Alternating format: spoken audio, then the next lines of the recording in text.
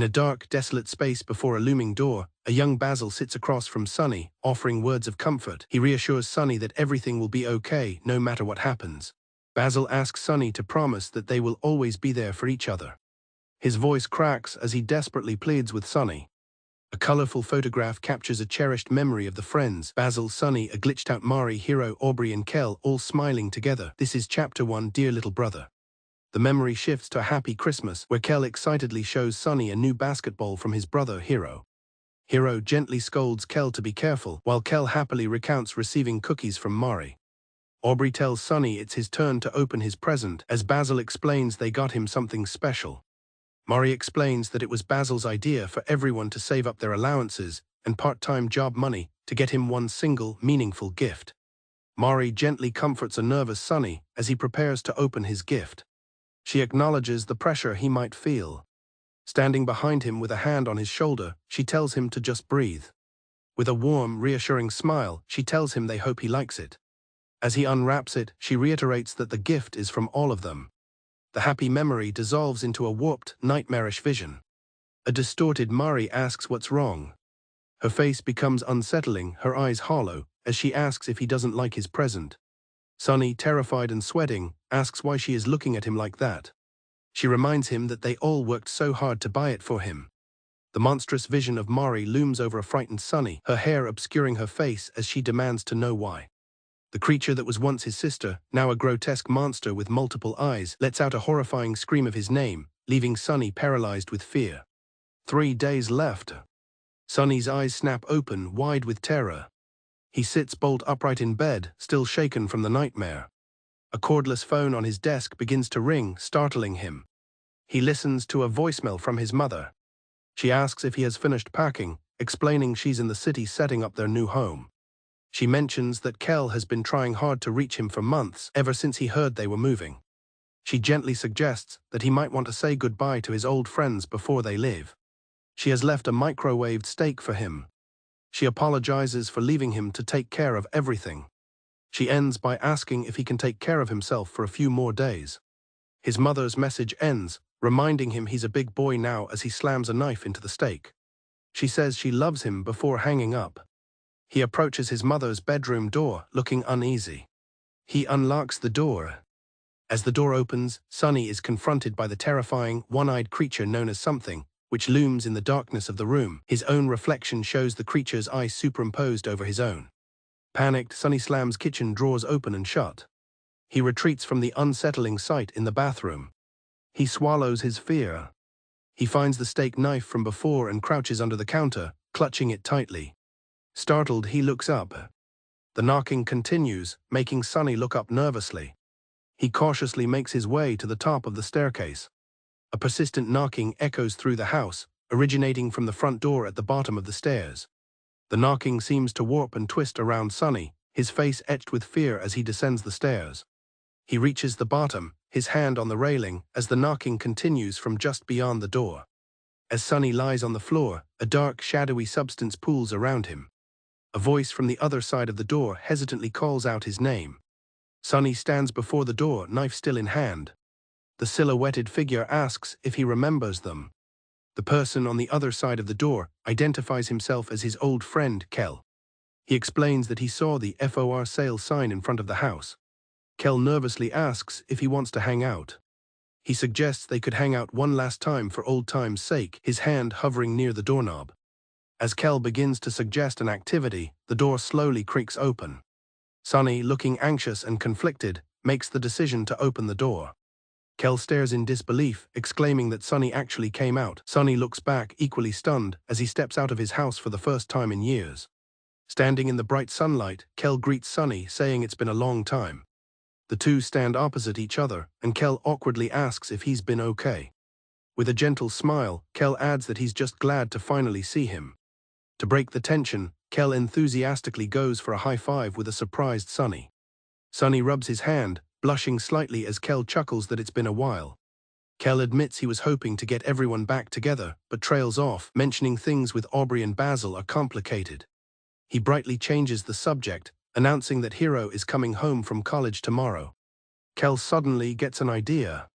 Kel suggests they go to Hobbies, their old hobby shop, and Sunny adds they should buy a gift for Hiro there. Sunny then asks if Kel still remembers the way. Kel asks what they are waiting for and grabs Sunny's hand. He enthusiastically pulls a startled Sunny along. Kel shouts for them to go.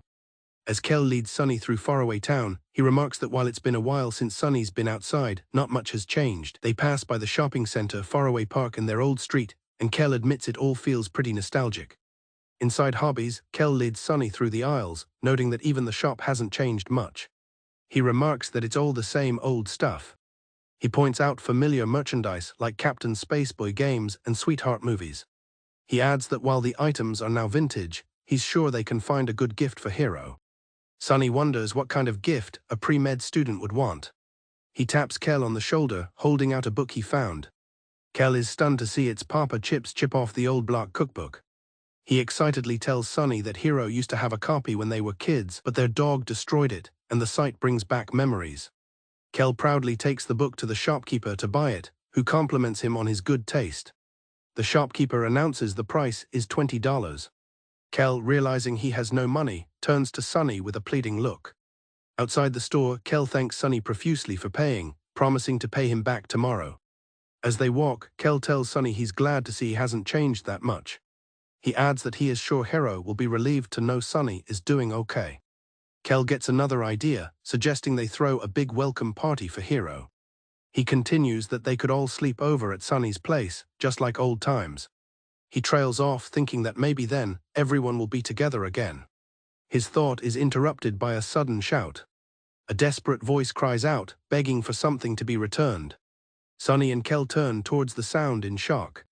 The person continues to beg. Sunny instantly recognizes the voice. Kel wonders aloud if the voice belongs to Basil.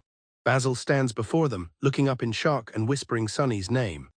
The two old friends, Sunny and Basil, stand apart in a clearing, with Kel walking toward the confrontation. They stare at each other, their faces filled with shock and apprehension. Kel confirms with surprise that it is indeed Basil.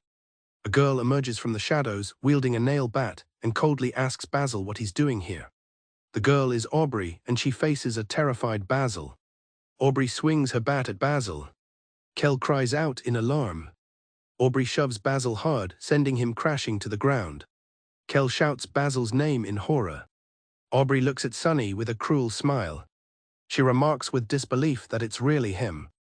Kel stares in shock, identifying the girl as Aubrey. She addresses Sunny with scorn, asking if it's been 3 or 4 years and sarcastically remarking how nice it must have been for him to live in his own little bubble. Kel angrily confronts Aubrey. He demands that she stop messing with Basil, who is struggling on the ground. Aubrey scoffs, asking why he cares, to which Kel stammers in response. Kel insists that he cares because they all used to be friends. Aubrey scoffs at the idea of friendship. She mockingly asks if Kel means friends with the loser shut-in. She tells him not to make her laugh. She turns her venom on Sunny, accusing him of running away and telling him that life went on even after he locked himself away. She trails off, her voice filled with menace.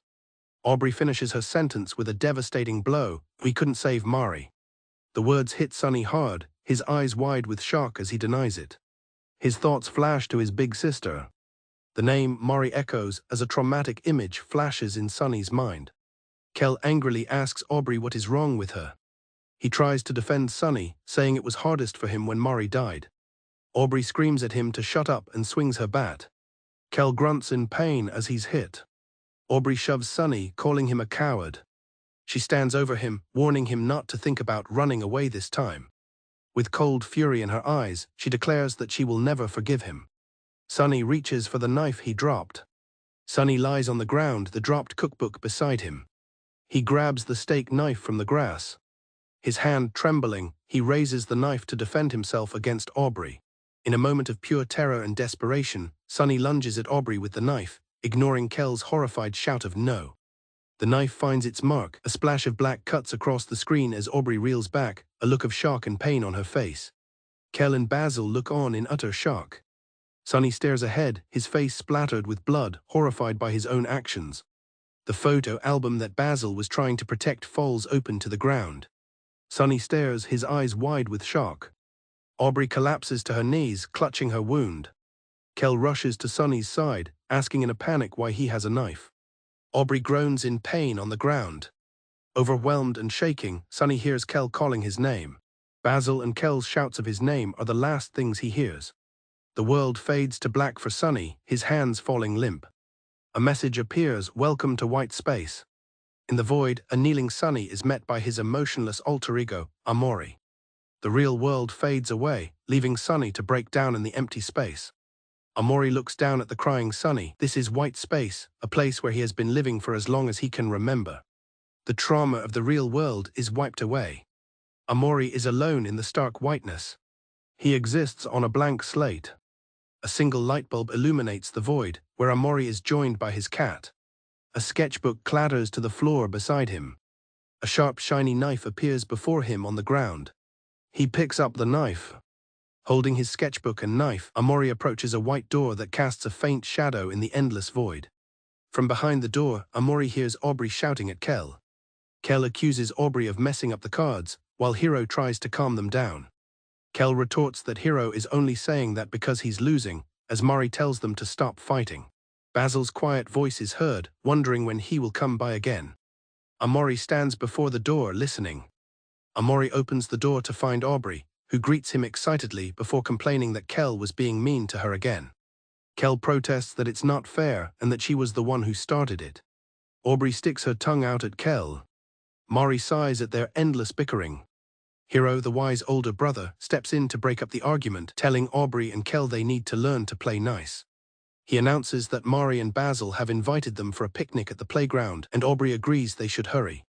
As Kel rushes ahead, Mari calls after him not to run so fast and tells the others to keep up. The four friends walk together through a whimsical forest, making their way towards the forest playground for their picnic. The group spots Basil and calls out to him.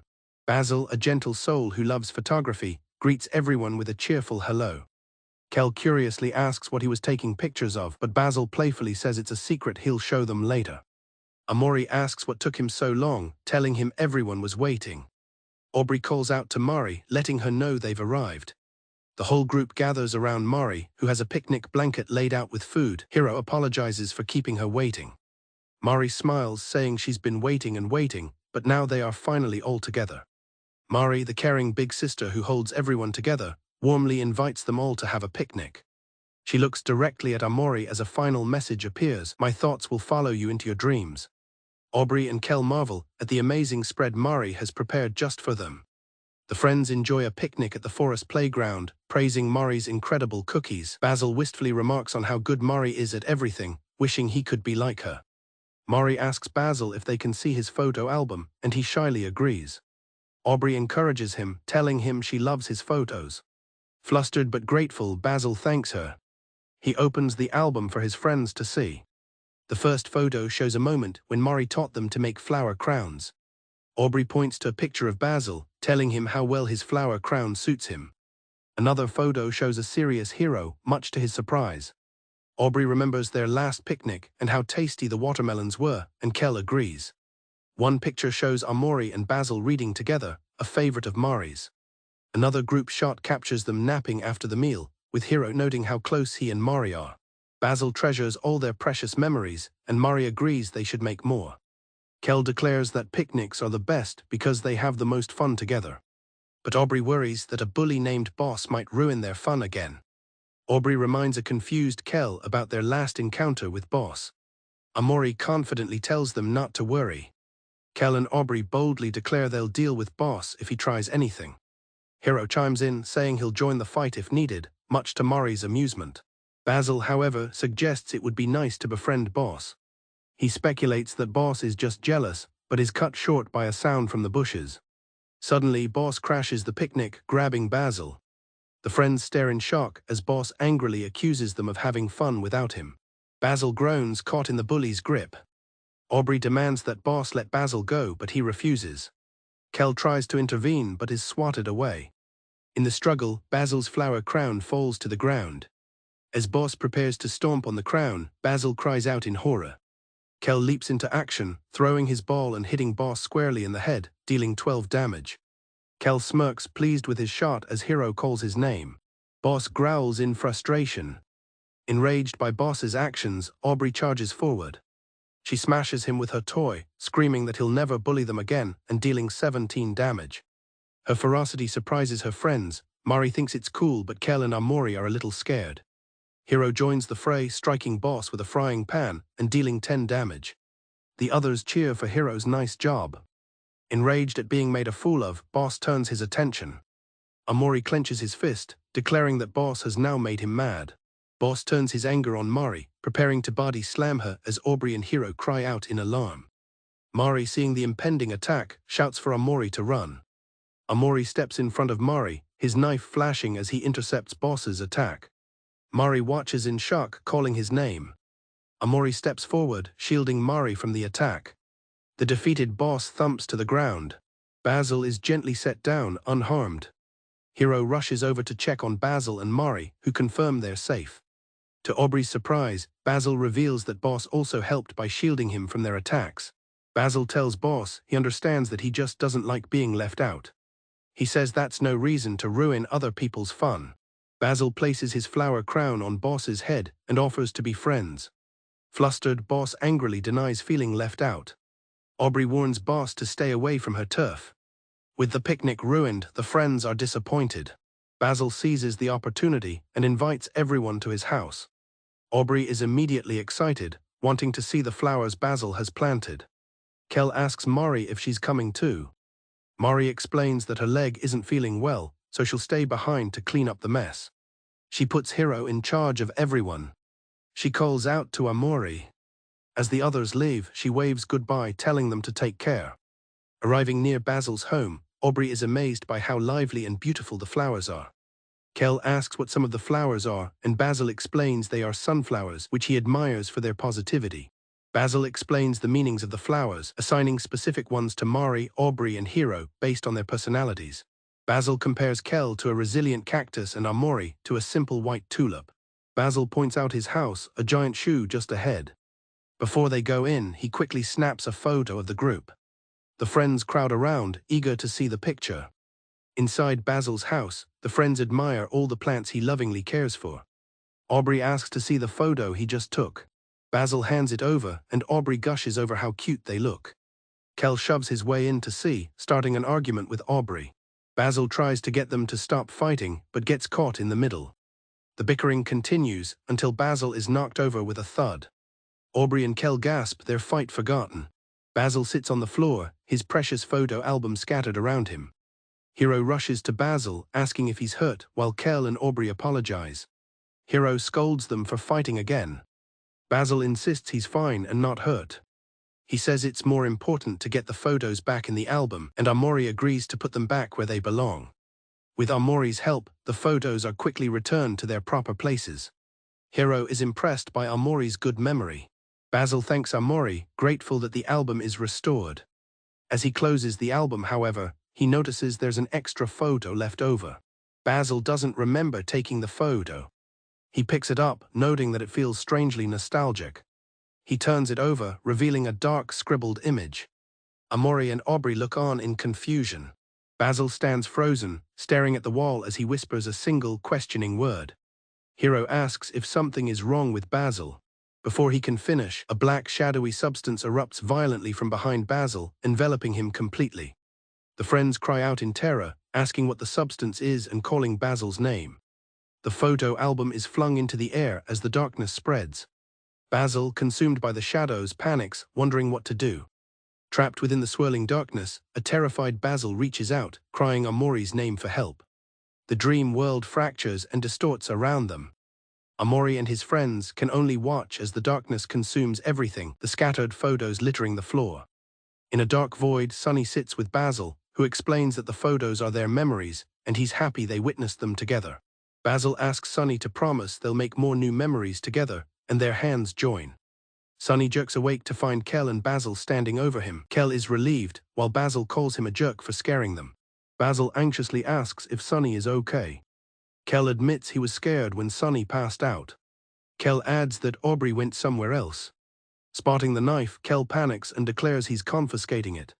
Kel takes the knife, telling Sunny it's dangerous to carry around. As Sunny and Basil look at each other, Kel realizes it's been a long time. Basil thanks Sunny for helping him earlier and asks if he's all right. Sunny is surprised to learn that Basil and Kel also haven't seen each other recently. Kel awkwardly calls it a touching reunion. He then asks Basil what happened between him and Aubrey. Basil explains that Aubrey took something important from him. He reminds them of how he used to take photos of everyone for his album. Kel confirms that he remembers.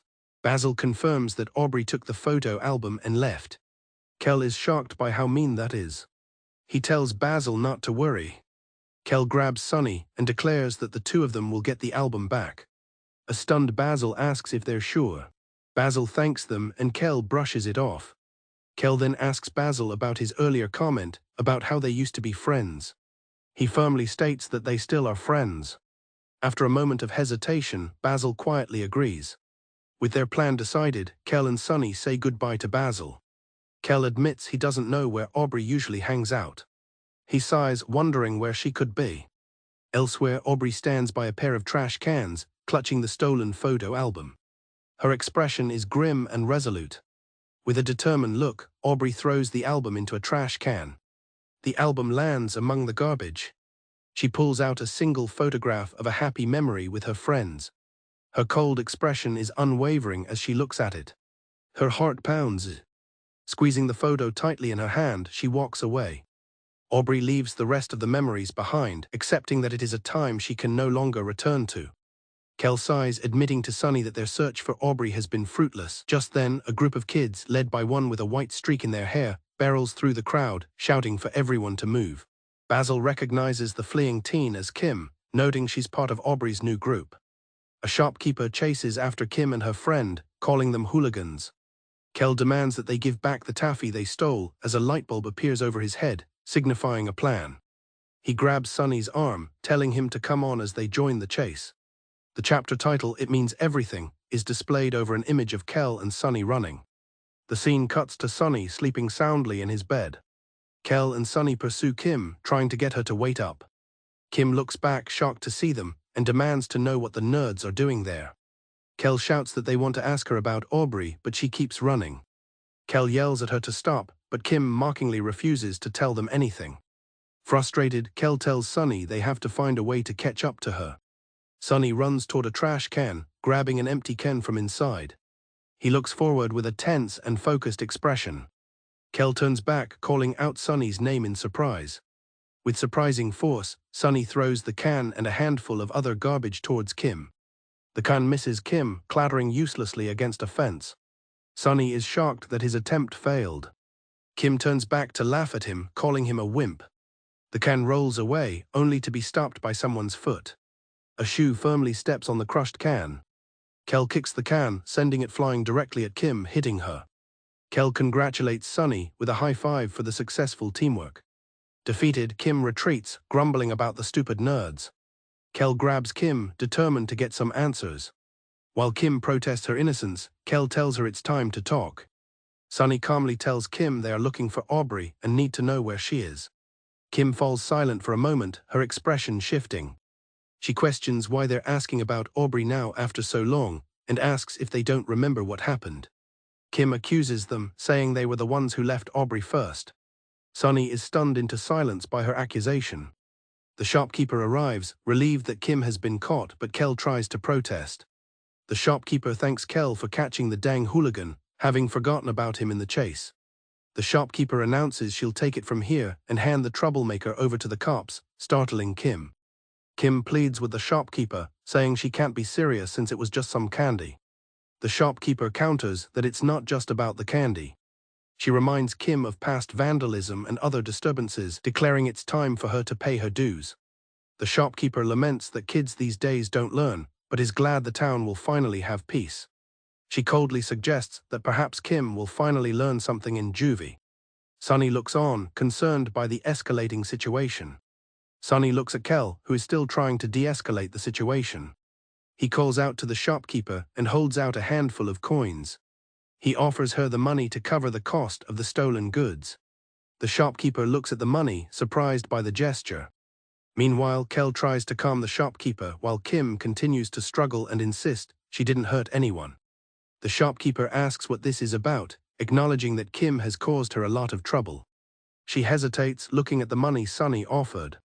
Kel earnestly asks the shopkeeper to find it in her heart to give Kim just one more chance.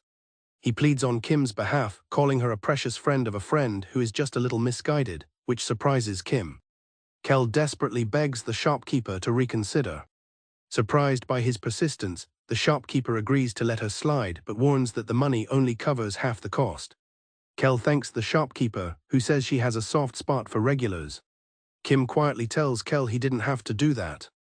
Kel playfully teases her about her sullen face and advises her not to get caught next time if she's going to shoplift. Kim starts to protest, flustered. Kel points a finger at Kim, stating that since she owes him, it's time for an info exchange. With a wink, he asks what she says to that. Kim looks away, annoyed. She reluctantly agrees, but warns them not to tell Aubrey she was the source, which Kel accepts. Kim tells them that right now, Aubrey is probably at the church. The church steeple stands tall against the sky. Kel and Sunny stand before the entrance of the church. Kel turns to Sunny, expressing his disbelief that Aubrey would be at the church. Sunny thinks to himself that this is the last place he would have expected to find her. He pushes one of the large wooden doors open. The interior of the church is quiet, with only a few people scattered among the pews. Sunny whispers to Kel that it feels tense inside. They spot Aubrey sitting alone in a pew, with a few other people nearby. From a distance, they see the small group sitting in the otherwise empty church. Kel leans over the pew and whispers to get Aubrey's attention. Startled, Aubrey turns around to see Kel and Sunny. She looks down, her expression hardening. She looks up at them and asks why they are here again. With an annoyed glare, she demands to know what they want now. Sunny tells Aubrey that Basil informed them about the photo album. He sits down beside her and firmly tells her to give it back to him. Aubrey remains silent, looking away. Kel questions her silence, thinking she has things mixed up. Aubrey looks down at the album and says she is protecting it. She turns to them with a defiant look, adding that she's protecting it from all of them. Kel is confused, asking what she's even saying. He points to the album, insisting that it belongs to all of them. He demands to know why that doesn't matter to her. Kel, hurt, asks how she could say that when they were all best friends. Aubrey coldly replies that they used to be friends, but not anymore. Kel looks at her, stunned and hurt by her words. He grabs her shoulder, asking if she's being serious. Kel leans in, telling Aubrey that Mari would be really sad to hear her say such things. Aubrey slams her hand down on the pew, shocking Kel and Sunny. She turns to Kel with a bitter laugh, asking if he really thinks so. With fury in her eyes, Aubrey asks if he really wants to bring Mari into this, calling it rich coming from him. She accuses him of acting like everything was normal after Mari died, jolting Sunny. She looks at Kel with contempt, stating that he didn't care. Kel recoils, insisting that her accusation isn't true. Kel retorts that it wasn't so simple, that they were all just kids dealing with their own stuff. Aubrey fires back, asking if it was simple for him to move on so fast and toss them aside for new friends. She sneers that life must be simpler when you forget everything, directing her words at Sunny. Kel immediately defends Sunny, telling Aubrey to watch it because she doesn't know what he's been through. Aubrey tells Kel to face it, yelling that it's been 4 years and he didn't care about her, Sunny, or anyone. Sunny flinches as Kel slams his hands on the pew. Kel yells back that he's here now and she should just talk to him instead of picking fights. He offers to apologize for anything she wants, which seems to catch her off guard. She looks at him, bewildered, asking if this is about her feeling like he wasn't there for her. Aubrey stomps her foot and grabs Kel, shouting that she won't accept his apology, not now and not from him. A churchgoer wonders what is going on with the kids.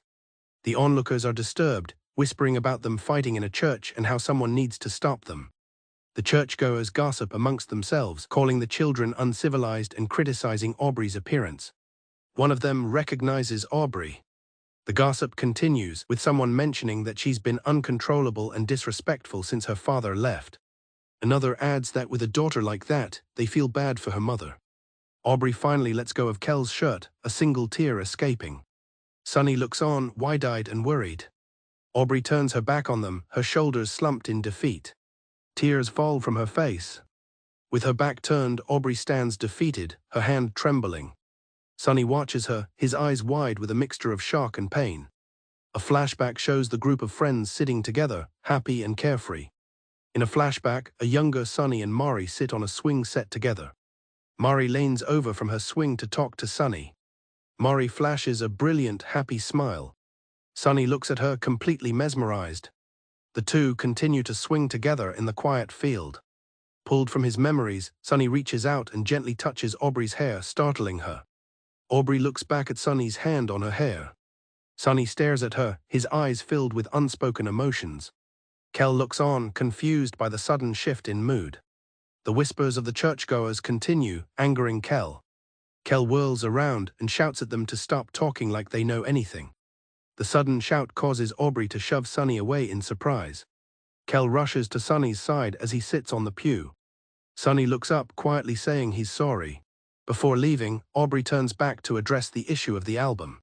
She states flatly that she threw it away, then walks out the door. The doors slam shut, leaving Sunny and Kel shocked. The church stands under a cloudy sky. Kel and Sunny stand dejectedly on the church steps. Kel laments that things didn't go as planned and that it sucks how things turned out.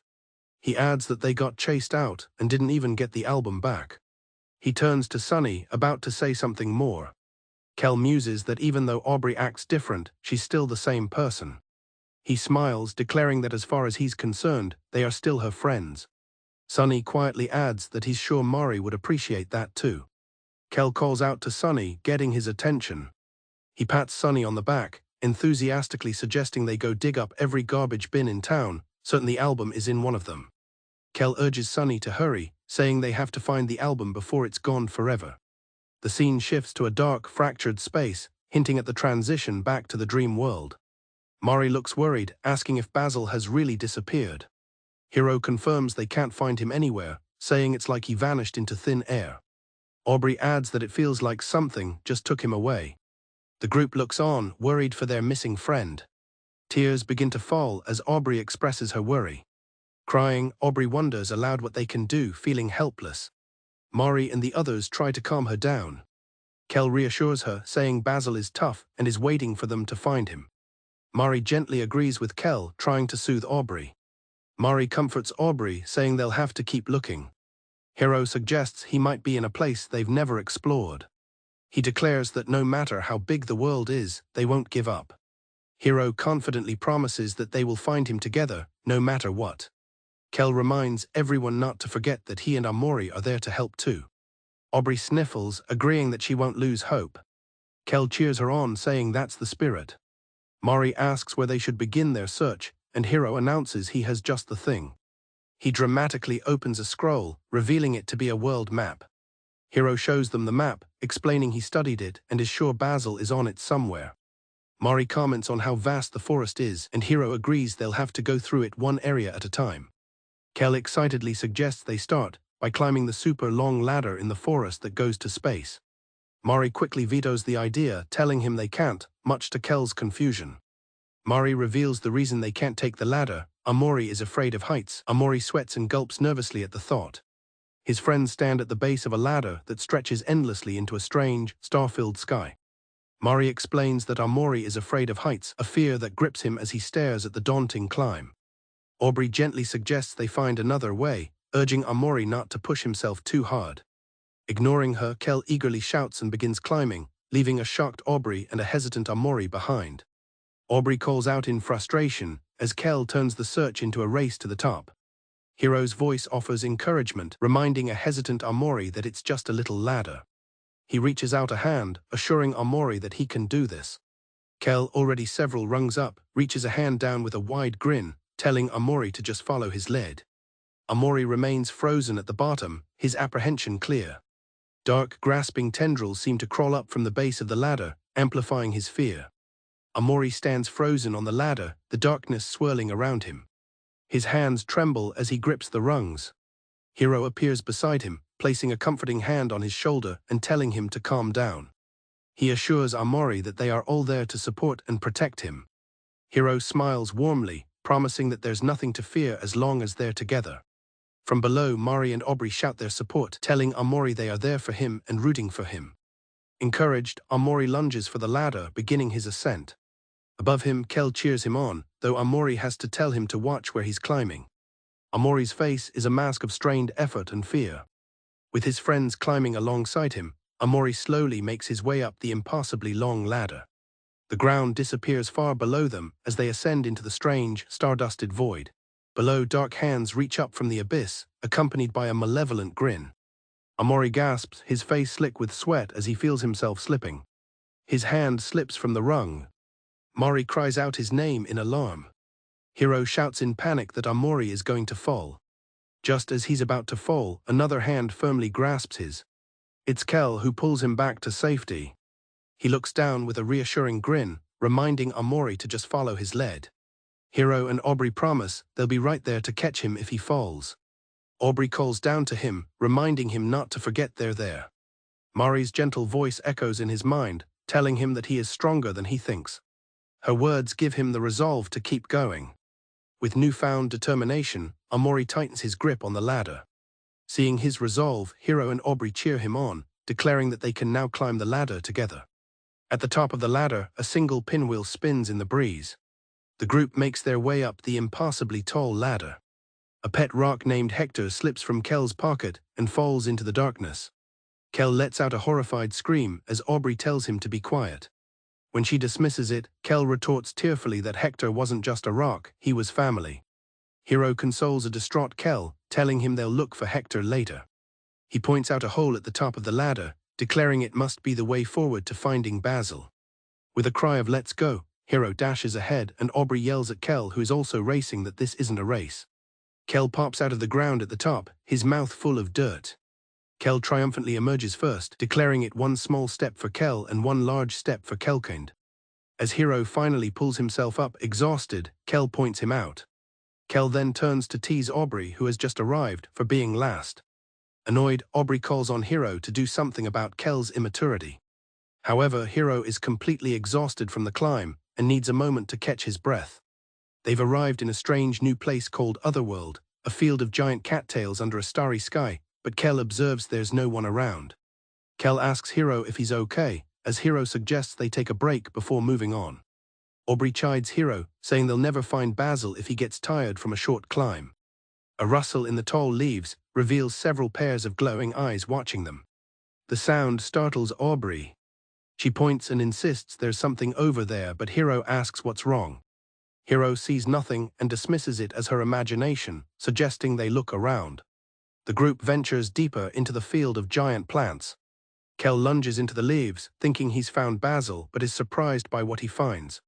Amori readies his knife as a space bunny approaches him and Kel. Hiro sighs in resignation as a field of space bunnies is revealed, realizing his mistake. The bunnies swarm Aubrey, who cries out for them to stop and not hurt her stuffed toy, Mr. Plantegg. Kel leaps to her defense, yelling that only he gets to annoy Aubrey. Hiro tries to stop them, but Kel and Aubrey angrily chase after the bunnies. Amori, left behind, quietly wonders what happened to their search for Basil. As his friends run off, Amori stands alone. Amori notices another rustle in the leaves nearby. He shoves the plants aside to investigate. He follows the sound, parting the tall leaves as he goes. He finds himself in front of a lone, weathered barn as a faint, disembodied voice whispers his name. Inside, Amori walks down a long, narrow hallway lined with framed pictures. Each photograph has been violently scribbled over, obscuring the image beneath. The door slams shut, trapping him inside. Amori panics, trying to open the sealed door. He turns around in terror as a shadowy, monstrous creature emerges from the wall behind him. Amori stares in shock at the figure. The shadow coalesces into a dark, distorted figure resembling Basil, who tells Amori that home is not here. The figure's eyes are wide and hollow, with an unsettling intensity. The shadowy figure speaks of a truth that Amori has locked away. It insists that he must find it, no matter what, as dark tendrils begin to envelop the hallway. The shadowy figure of Basil explodes into a violent burst of black ink, its form dissolving back into chaos. Amori stands ready with his knife as the shadow writhes. A shadowy hand holds up a fragmented photograph. A desperate voice emerges from the darkness, pleading for Amori to save him. The plea turns into a simple, desperate pleas. The shadow of Basil reforms, its face a mask of terror and urgency, commanding Amori not to forget. Amori recoils in fear. The figure warns that there isn't much time left and calls out to Sunny, knowing he's still in there somewhere. As shadowy hands claw at it, the figure frantically begs him to remember. Amori slashes wildly with his knife, cutting through the darkness. As the shadows recede, he is left standing in the hallway holding his knife. Sheets of music flutter down around him, revealing a piano in one of the now clear photographs. The defaced pictures are gone, replaced by a single clear photograph at the end of the hall showing Mari playing the piano. Amori stares at the image, his expression unreadable. Amori stands before the picture of Mari. He reaches out and gently touches the glass, his reflection staring back at him from beside his sister's image. A memory of her gentle touch surfaces. Black ooze begins to drip from the photograph. Amori watches in horror as the corruption spreads. Mari's hair transforms into a monstrous shadowy mass that reaches out from the frame towards him. The mass of hair coalesces into the terrifying form of something, the single, unblinking eye looming over Amori as it emerges from the wall. Amori attacks the creature with his knife. A tendril strikes his arm, making him sizzle. He continues to slash wildly at the encroaching darkness. Crying out in fear, Amori continues his frantic assault. The creature dissolves into a puddle of black ooze on the floor, its many eyes blinking out of existence. The creature reforms and lunges at Amori, its single massive eye fixed upon him. Amori stumbles back into a pool of darkness, terrified. As the creature dissipates, a single glowing white rectangle appears in the void. He stares at it, exhausted and trembling. A hand reaches out from the darkness, grasping the glowing object. Amori is pulled into an embrace by Mari, who calls his name with relief. Amori looks up, drenched in sweat and fear. Mari gently pulls on his sleeve. She sighs in relief. She holds him close, telling him she's been looking everywhere for him. Tears of relief stream down Mari's face as she hugs Amori tightly, telling him she's so glad he's okay. The two of them are alone in a clearing. Mari is startled by something Amori shows her. Amori holds up the broken piece of the photograph. She asks him if something is the matter. She gently reassures him, promising she will always be by his side. Kel and Aubrey emerge from the foliage, mistakenly calling out for Basil. They stop in surprise upon seeing each other. Kel asks if she's seen Basil, but Aubrey says she's only seen space bunnies and wormholes. As Kel asks about the others, Aubrey lets out a scream as something crashes nearby. The crash was Hiro, who has fallen into a pile of junk. Hiro is relieved to see Kel and Aubrey are fine, though they are more concerned about his condition. He explains he was chased by angry UFOs, which led him back to them. The group looks around, realizing they've landed in a massive garbage dump, a junkyard. Aubrey doubts they'll find Basil in a junkyard. Hiro insists they must first find Amori and regroup before continuing the search. A clatter from a nearby shipping container catches Kel's attention, and Hiro wonders if it's their missing friends. Aubrey lifts the container door, calling out for Amori and Basil. She sighs in disappointment at what she finds. A shadowy figure sits inside the container, noting their racket. He asks how they found him, sarcastically wondering if his subordinates sent them to persuade him to return. Clutching a small plush, he states flatly that he has no intention of going back. The figure, Captain Spaceboy, looks downtrodden and tells the group to remove themselves, calling them earthly scum. Confused, Kel asks who he is, as he, Hiro, and Aubrey prepare for a confrontation. Confronted by the children, Captain Spaceboy aims his weapon, declaring them imprudent earthly scum and warning that he will not hold back. Hiro throws his hands up, trying to surrender, but is met with a laser blast. Captain Spaceboy dismisses Hiro's plays, stating his words mean nothing. Seeing their opponent is implacable, Hiro realizes they'll have to fight their way out. He tells Kel and Aubrey to stay on guard for the coming battle. The scene shifts, and Amori is now walking hand in hand with Mari through a field of tall plants. She smiles, reassuring him that everything will be okay, and that she will lead him to where the others are waiting. Mari notices a fresh wound on Amori's arm. He instinctively tries to cover it as she asks if something happened. She gently chides him that even though he's growing stronger, he can't hide boo-boos from his big sister. Pointing ahead, she tells him to go on, as his friends are waiting for him. Amori watches her walk away. He turns back, a look of surprise on his face. Her voice echoes a quiet apology.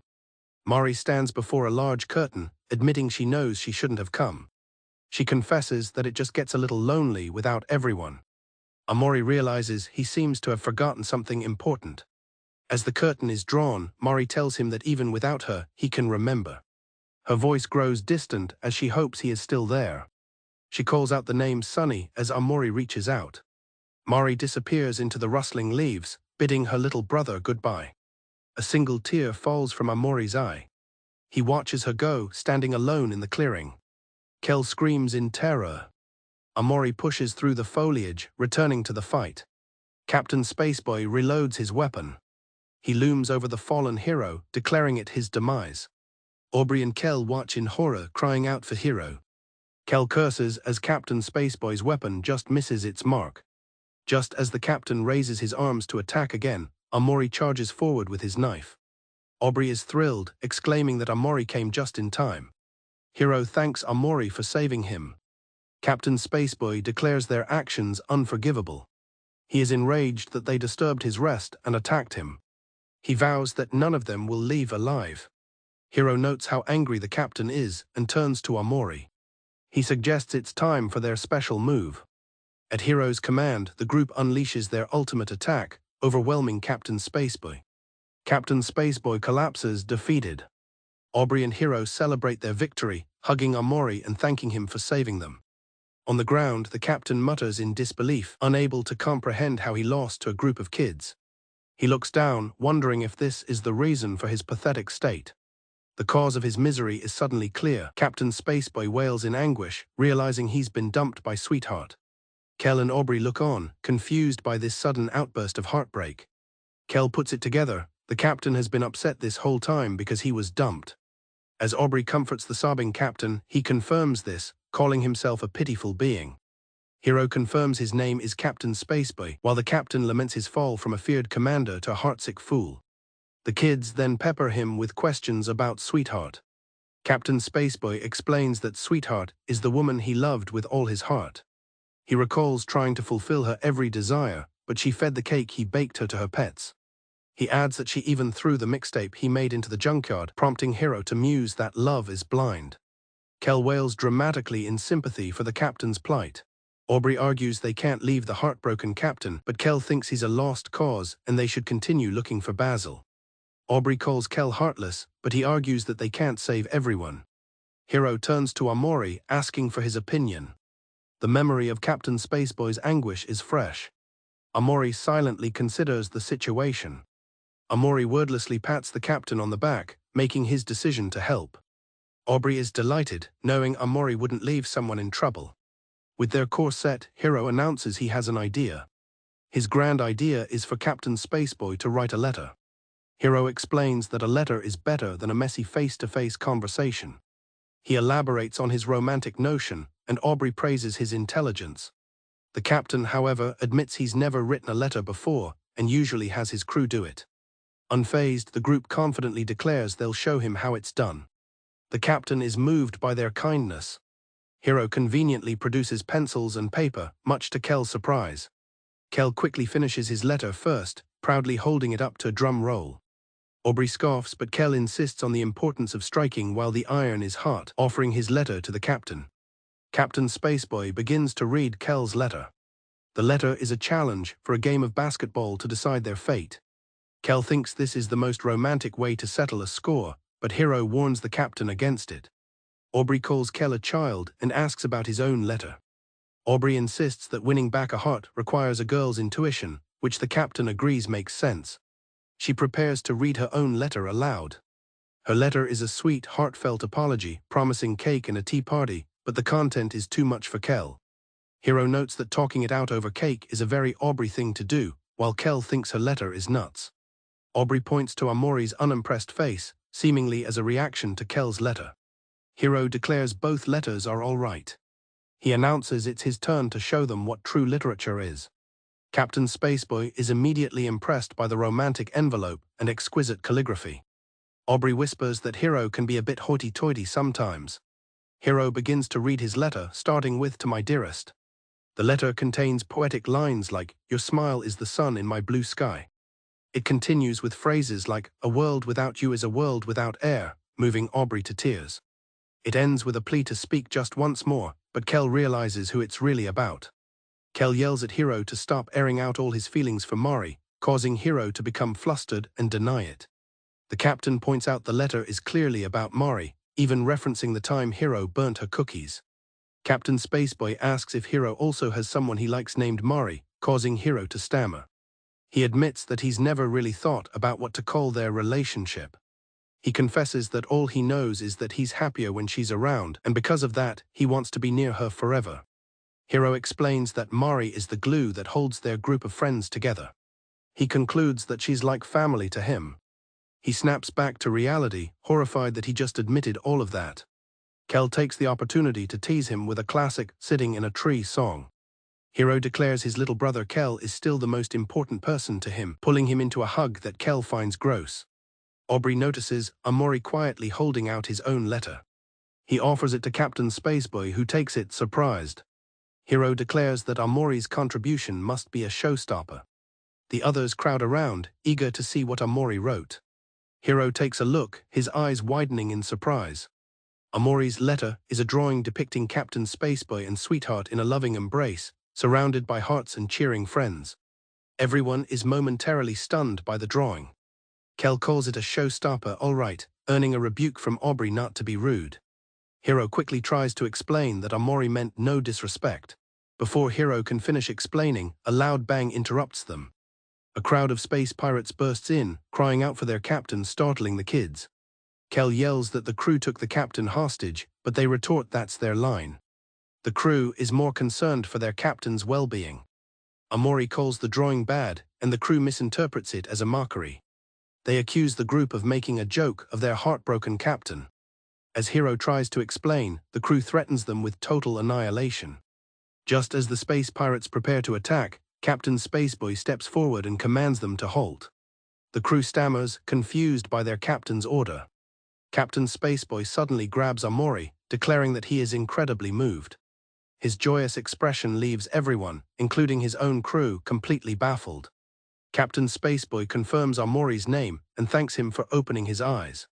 He now understands that what's important is the strength of his feelings for Sweetheart. He thanks the children, saying he is eternally grateful for their help.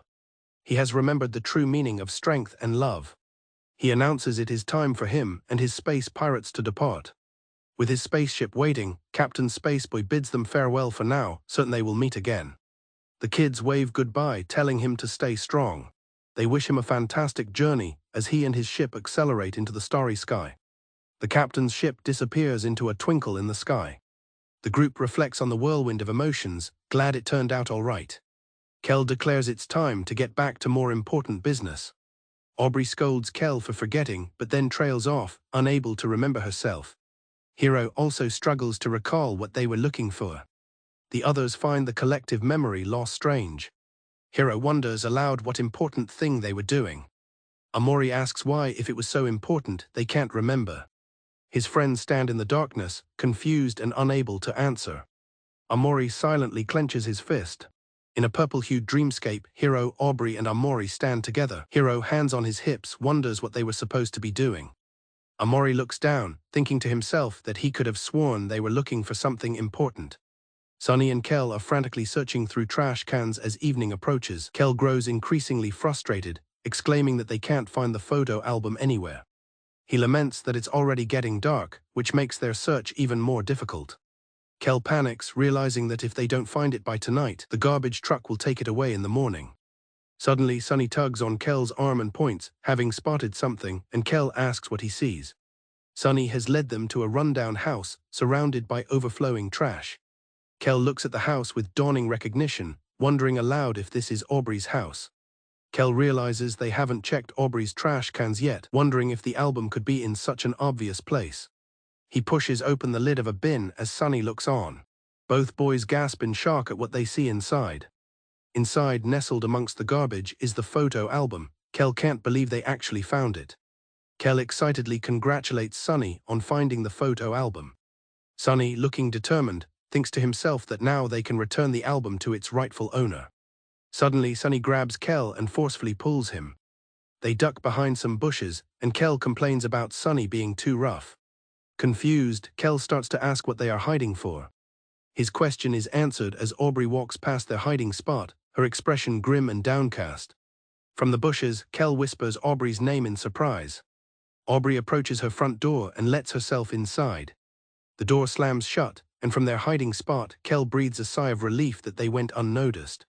Sunny watches the closed door, thinking that he couldn't handle another confrontation with Aubrey today. Kel decides they should get the album to Basil before it gets any darker.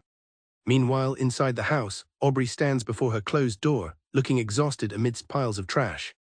She appears dejected as a buzzing sound emanates from within the house. The room is a complete mess, littered with empty bottles and trash bags, with a television buzzing in the background. A disheveled woman, Aubrey's mother, sits slumped in front of the TV.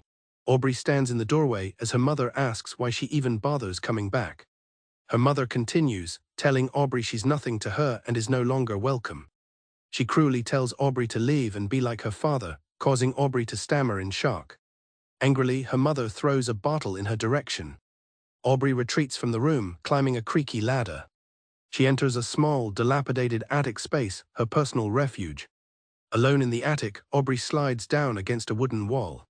She crouches in the corner, hiding her face in her arms. Her body trembles as she grips her jacket tightly.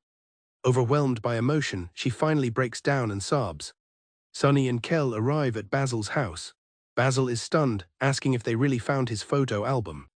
Kel proudly confirms they did, though he admits it's a bit dirty but mostly intact. Overcome with emotion, Basil thanks them profusely, but Kel just brushes it off, telling him not to sweat it. Basil hesitantly asks if they want to stay for dinner, which gets Kel very excited. As Kel eagerly tries to step inside, Basil stops him. A woman named Polly appears at the door, called by Basil, and recoils from the smell, exclaiming how filthy the boys are. She firmly orders both Sunny and Kel to go shower before they can even think about eating. After his shower, a refreshed Basil greets Sunny and asks if it's Kel's turn now. He checks if everything was okay with the shower, and Sunny nods, saying he's glad. Basil sincerely thanks Sunny for retrieving the album. He holds the claimed album and admits it's been a while since he's felt this happy. Basil explains to Sunny that the woman he met is Polly. He clarifies that Polly is his caretaker, as his parents are always away, and she now also cares for his ailing grandmother. He quietly tells Sunny that it's been 4 years since they last saw each other, and a lot has happened. Basil looks at Sunny hopefully, asking if now that he's here they can start over again. Sunny silently wonders to himself if things can go back to the way they were before.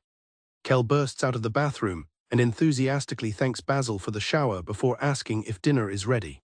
Basil is flustered, pointing out that Kel is still wet, but Kel just apologizes, saying he's like this at home. Basil then turns to Kel and sincerely thanks him as well for helping get the album back, saying it really means a lot. Kel reassures the still apologetic Basil that it was no trouble, reminding him they're friends. Basil suggests that since they're all together, they should look through the photo album for old time's sake. Basil seems hesitant, but Kel encourages him, saying the album is full of good memories waiting to be shared. Sunny clenches his hand nervously at the suggestion. Basil finally agrees and Kel lets out a cheer. The 3 boys gather around, their expressions a mix of anticipation and apprehension. Basil places the old photo album on the floor in front of them. With a steady hand, he slowly opens the cover. Kel looks at a photo of Hiro, giving him a smooch, and comments on how nostalgic it is. Basil's handwritten notes explain the context of the photos. One photo shows Basil showing a book to Sunny, a picture he notes was sneakily taken by Mari. Another photo captures the whole group cuddling together with Sunny's many soft stuffed animals. A photo from the first day of summer vacation shows Aubrey happily eating her favorite, watermelon, at the beach. As Basil's hand hovers over the page, he notices a blank space where a photo should be and lets out a confused sound. Basil points out that some photos are missing, and Kel immediately assumes Aubrey took them. Kel declares they'll get the photos back, but Basil quickly dismisses the idea, saying it doesn't matter anymore. Basil suddenly calls out to Sunny. To everyone's surprise, he asks Sunny to please take the photo album, if it's okay with him.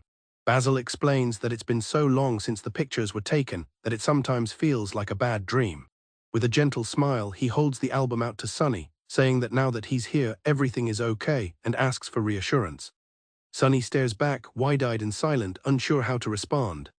Kel questions Basil's decision, reminding him how much the album means to him. But Basil insists it's okay, saying that he really wants Sunny to have it. As Sunny takes the album, his eyes widen. He's looking at a photo of a younger, cheerful Aubrey and another friend smiling together under an umbrella in the rain. A memory flashes through Sunny's mind. A younger Kel complains that pink is a gross color, and Aubrey retorts that pink is the best color.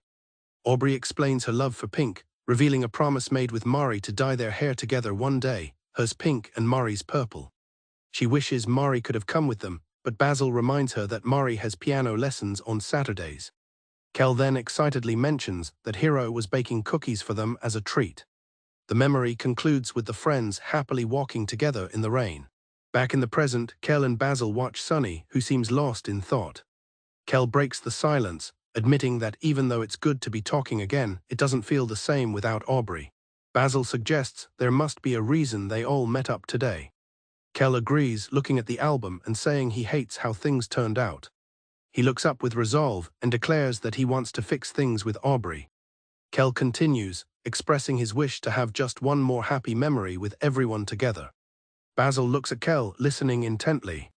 Kel explains his urgency, revealing that Sunny won't be around for much longer, which startles Sunny. Kel reveals that Sunny is moving away in 3 days. The news hits Basil like a physical blow, and he asks what Kel just said. Stammering in disbelief, Basil asks if Sunny is really moving. Kel, surprised Basil didn't know, confirms that Sunny is moving to a faraway town in 3 days. Basil stumbles backward with a clatter, and Kel asks if something is wrong. Basil mutters that he needs the bathroom and retreats up the stairs.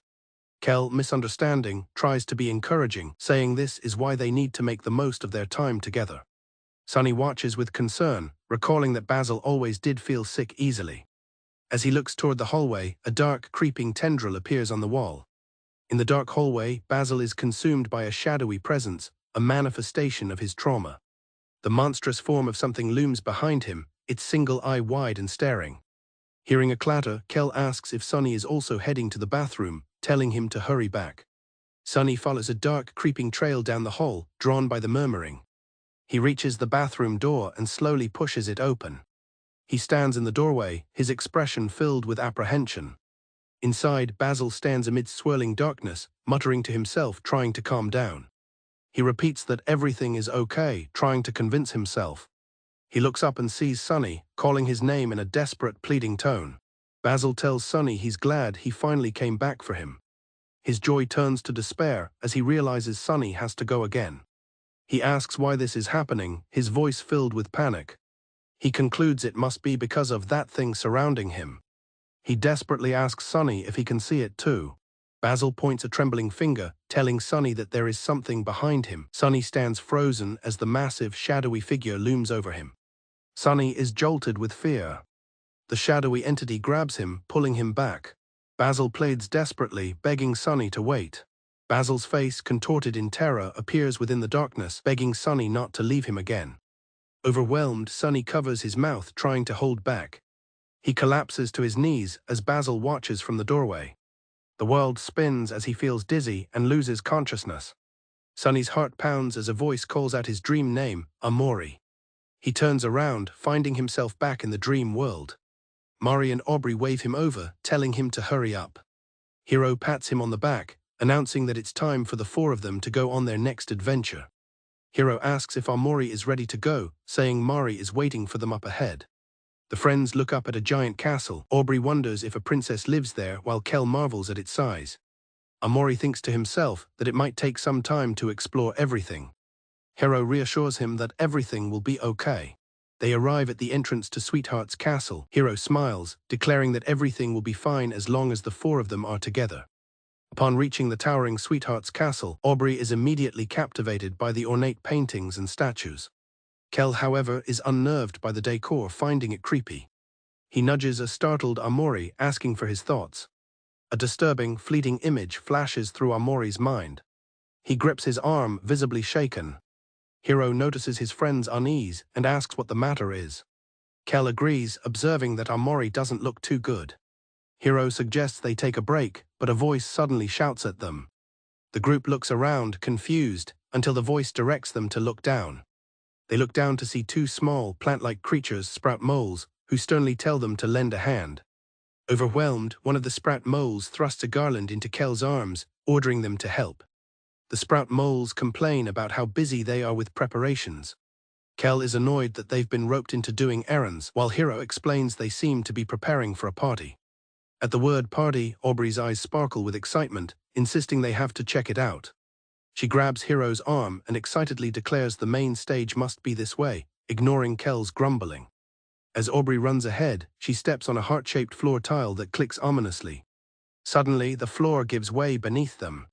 Hiro and Aubrey cry out in shock. They scream as they plummet into the darkness. Landing in a pile, Aubrey complains about the fall as Kel wonders if it was a trap. Hiro checks on the others while Aubrey struggles, exclaiming that she's stuck in something sticky. Amori silently examines his surroundings. He touches the strange, stringy substance binding them. Hiro looks around in dismay, wondering how they'll escape. Suddenly, Kel lets out a terrified scream, and Aubrey calls out to Hiro in alarm. A monstrous spider with a grotesque grin descends, revealing they are caught in a massive web. As Aubrey and Kel recoil in disgust, Hiro stammers in terror. Aubrey calls out to Hiro, who is completely frozen in fear. He's paralyzed with terror, unable to move or speak. Aubrey desperately pleads for him to snap out of it. Kel explains that it's no use, Hiro is terrified of spiders. Meanwhile, the ghostly shadow of Mari appears to Amori, asking how he is. The grotesque spider looms over the paralyzed Hiro. Aubrey panics, realizing they need to do something quickly. Kel struggles in the web, crying out for someone to help. Suddenly, a shot rings out, and a beam of light strikes the web. A powerful blast vaporizes the spider, freeing the children. As they fall to the ground, a figure appears. Aubrey, startled, asks who it is. The stranger explains that Captain Spaceboy sent him to check up on them. The stranger introduces himself as Buddy, explaining he was told to help them if he found them in trouble. Kel, relieved, calls him a lifesaver. Buddy is glad they made it out okay, though he can't resist teasing Hiro. He remarks on Hiro's fear of spiders, leaving the older boy red-faced with embarrassment. Hiro asks Buddy why one of the captain's crewmates is here. Kel adds that he thought the captain had left on some kind of epic voyage.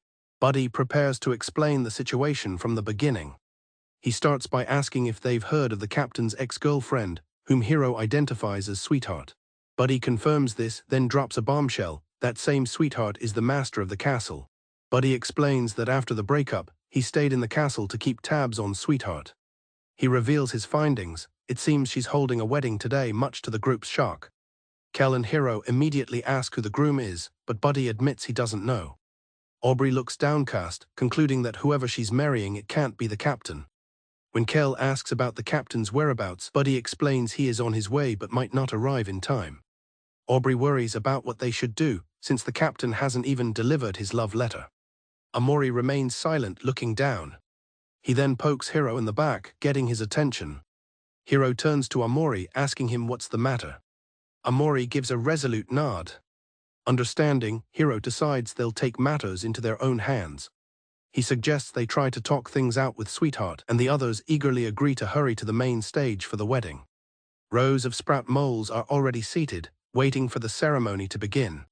The group bursts through the doors to the main stage, shouting that they made it. Aubrey looks around at the falling confetti, confused. She realizes the wedding has started but wonders where the groom is, just as an officiant announces it's time for the vows. Hiro stares at the stage, muttering, "No way." On stage, Sweetheart declares herself the embodiment of beauty and grace. She stands with her back to the audience, admiring her own reflection.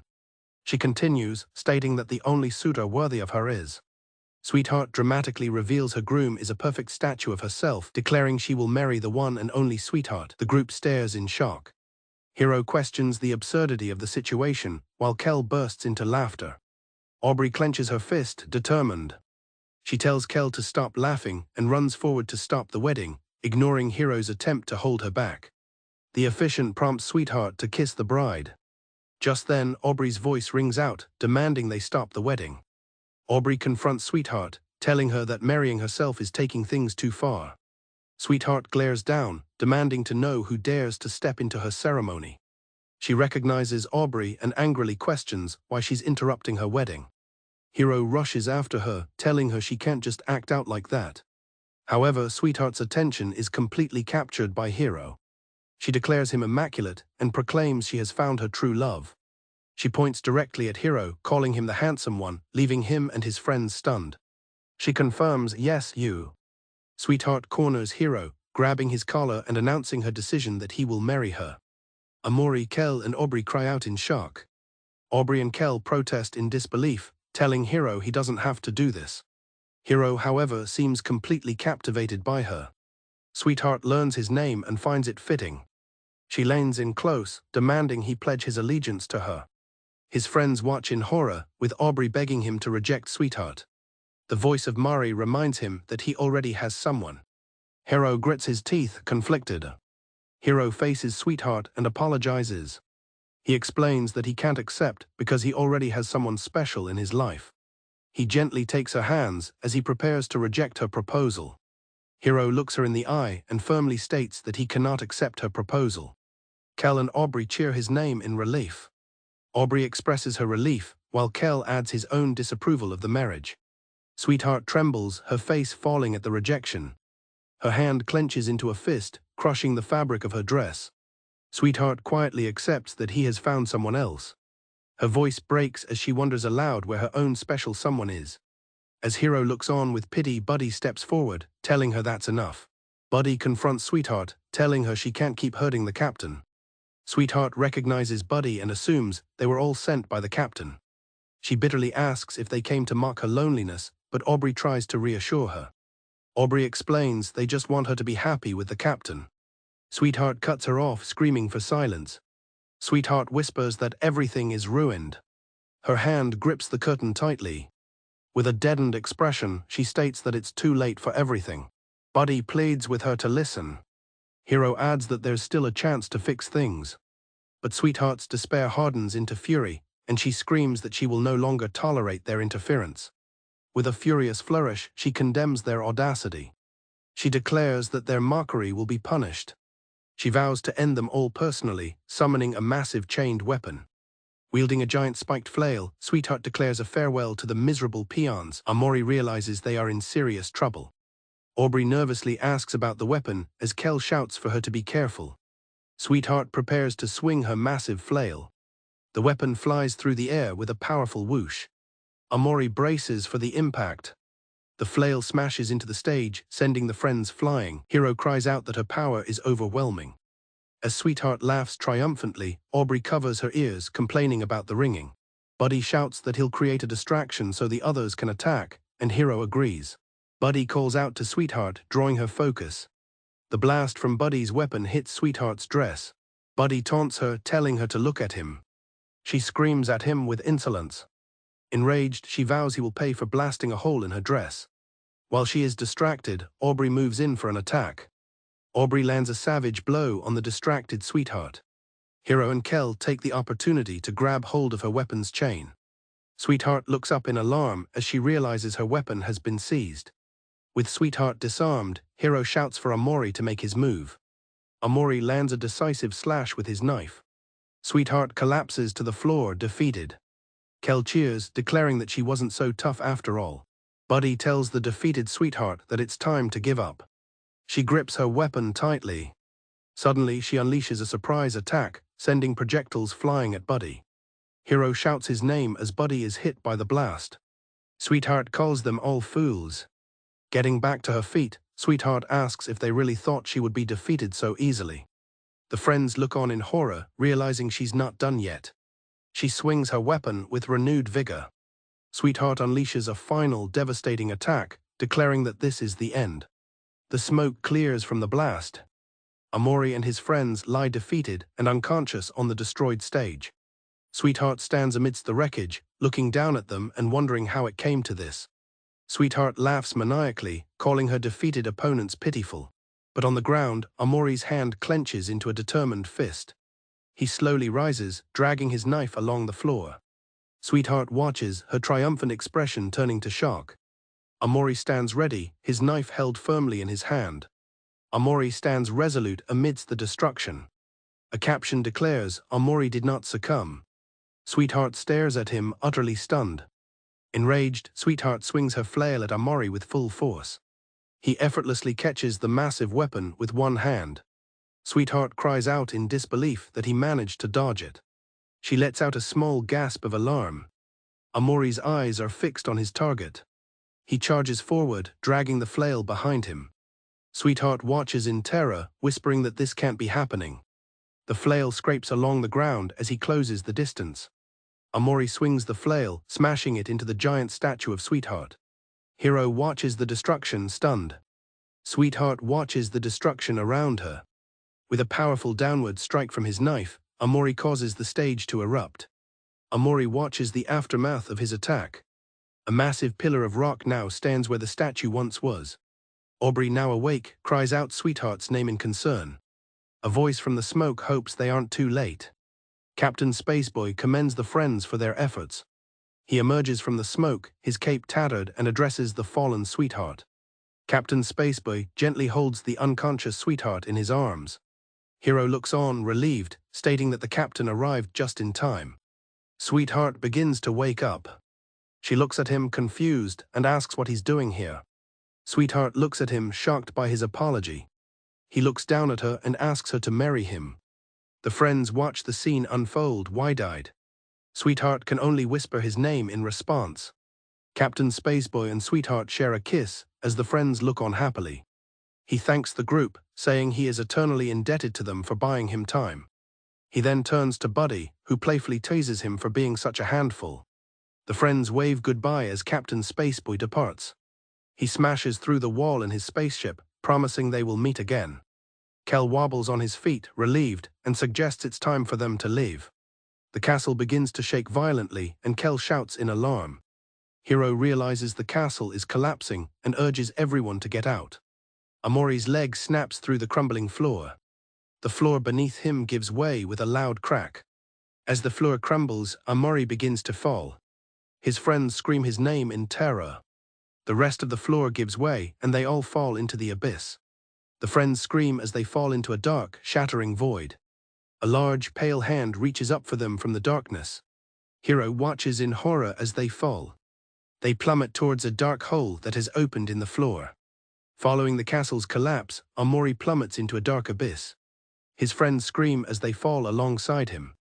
A shadowy entity with multiple eyes envelops them, pulling them deeper into the darkness. A disembodied voice screams his name in the chaos. His hand lies limp on the ground. He lies unconscious in a fetal position, surrounded by darkness and what look like scattered black feathers. Amori slowly awakens. He pushes himself up from the ground, looking disoriented. He looks around, finding himself in a strange place lined with bookshelves. The area is overgrown with gnarled trees and pale, ghostly flowers. He stands alone in a vast, decaying library where twisted, root-like trees sprout from the floor between towering shelves of books. Amori wanders through the mysterious library. He pulls a book from one of the shelves. As he opens it, a memory surfaces of a Christmas when his friends gifted him a new violin. With shaking fingers, he recalls playing his first note in a long time. He remembers wanting to do well, knowing his friends believed in him. The crisp sound of the violin surprised him, but he resolved never to disappoint them. He pulls out another book. It reveals a memory of a long day at the beach, after which his friends fell asleep one by one on the train ride home. In the memory, everyone was exhausted after a long day. Aubrey's head accidentally dropped onto Sunny's shoulder. The sudden jolt woke him, but he didn't dare open his eyes. He steadied his breathing, pretending to be asleep as he listened to the sounds around him. He felt the soft sun on his skin and the slight pain of a sunburn on his nose. He was very happy and resolved to remember this moment forever. He remembers a hot summer day when building a treehouse seemed like a good idea. He watched Hiro hammer his fingers while lugging wood and noted that Mari had climbed down her ladder.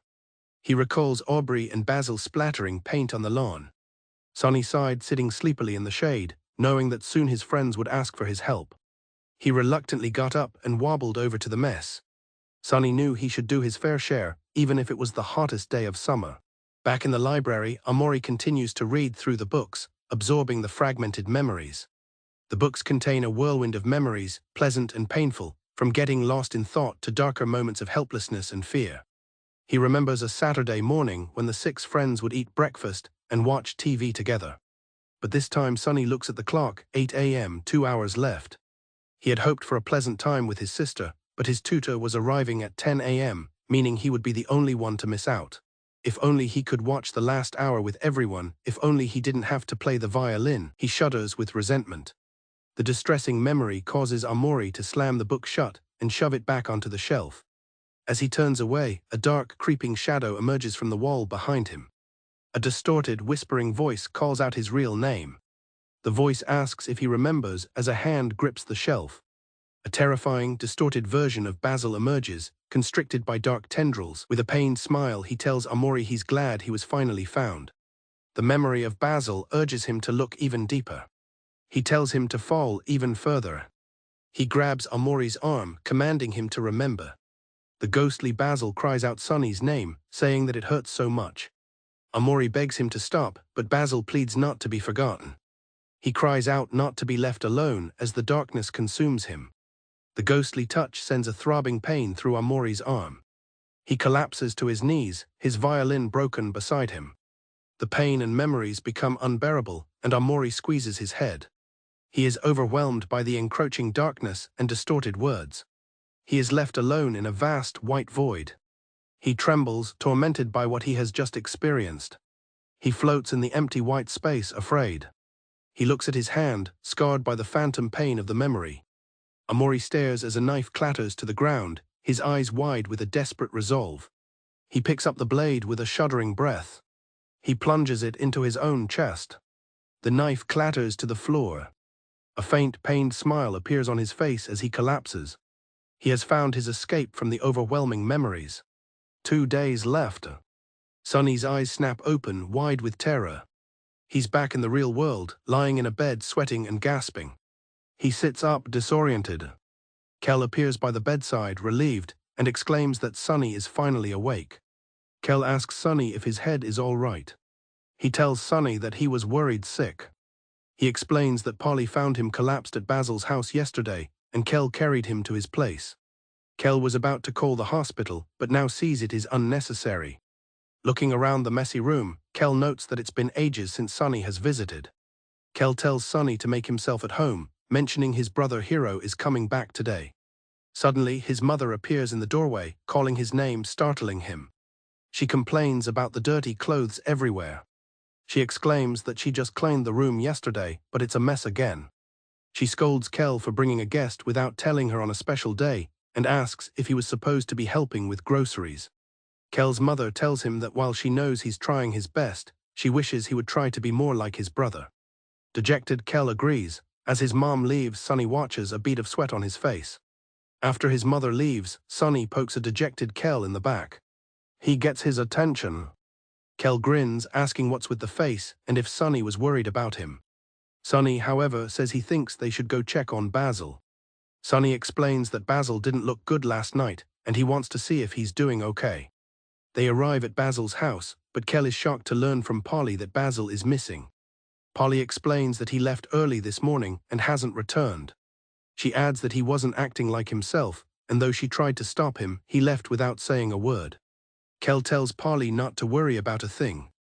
He volunteers himself and Sunny to look for Basil since they're free all day. Polly is grateful, but explains she must stay to watch Basil's grandmother. She confides that it is more than just that. She feels Basil doesn't really trust her and feels like a failure as a caretaker. Kel leans in, reassuring Polly that she's doing a great job. He takes her hands and promises they'll find Basil and bring him home. Polly looks at him, thankful for his encouragement. She tells them she thinks Basil was heading towards the park. Sunny and Kel arrive at the overgrown park, calling out for Basil. Kel wonders aloud where he could be, remarking that it's like he just disappeared. As they search, Sunny pushes aside some thick bushes. His eyes widen in surprise at what he sees. Kel hears a sound and asks if it could be Basil. Sunny looks around, a sense of familiarity washing over him.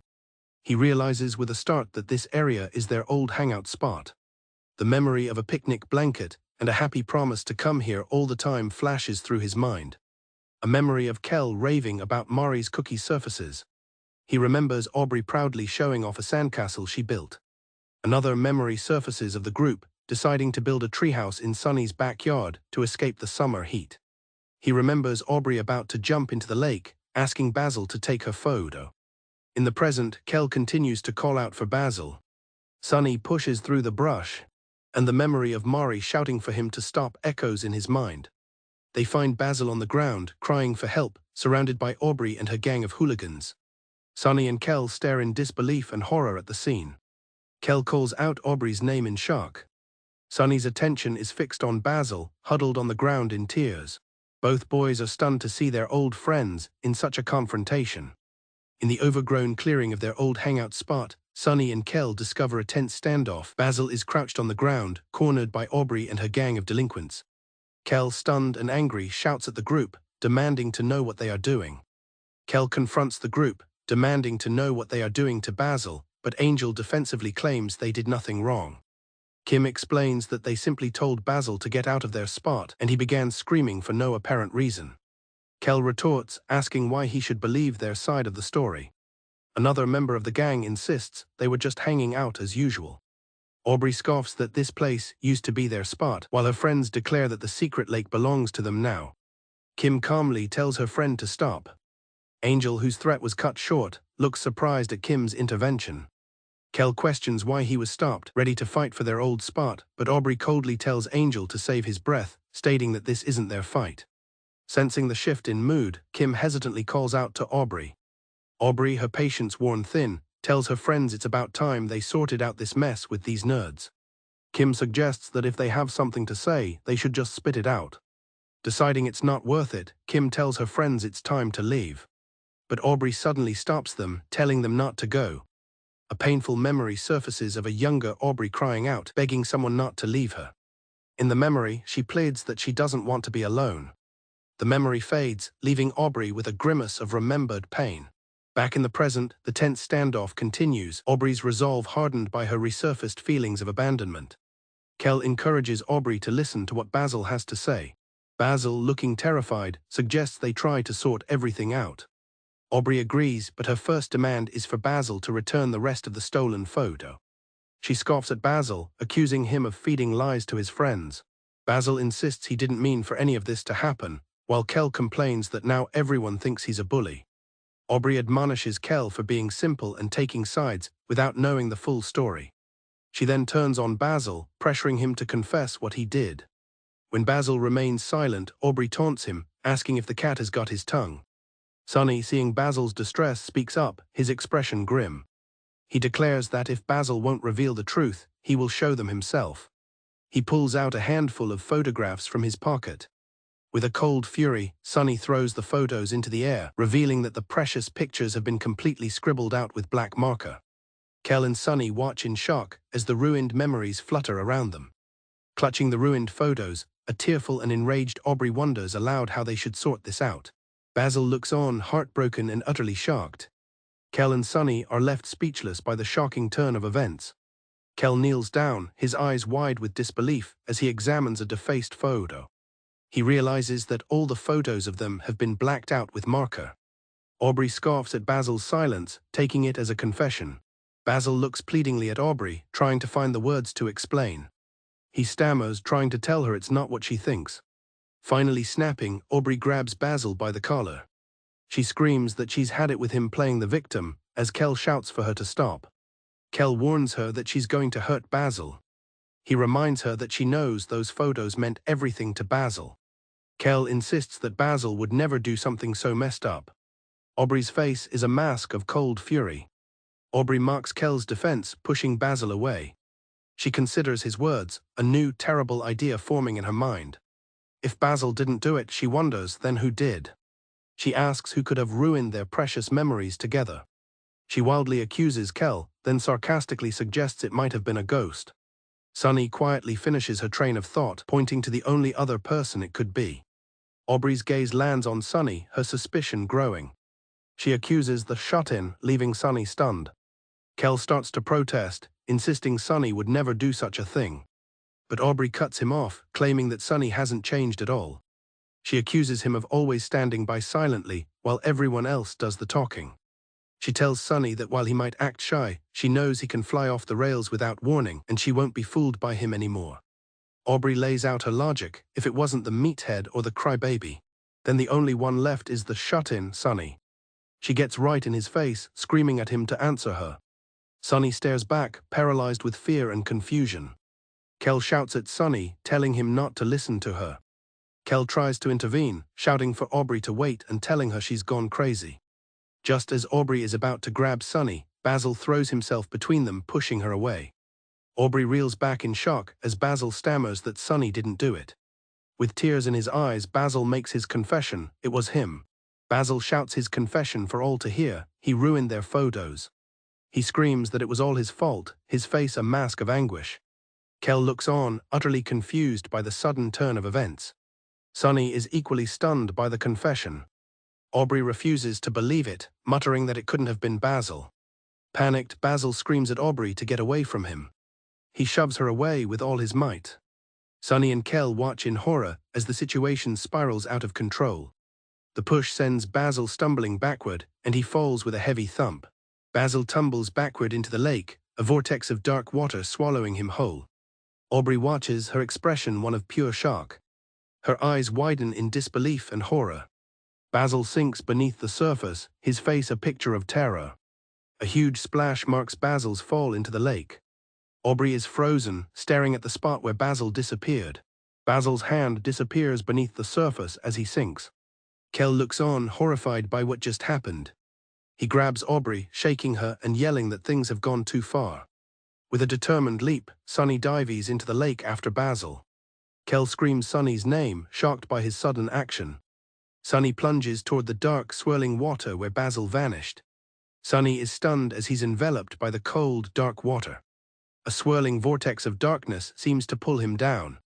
The shock of the impact courses through him.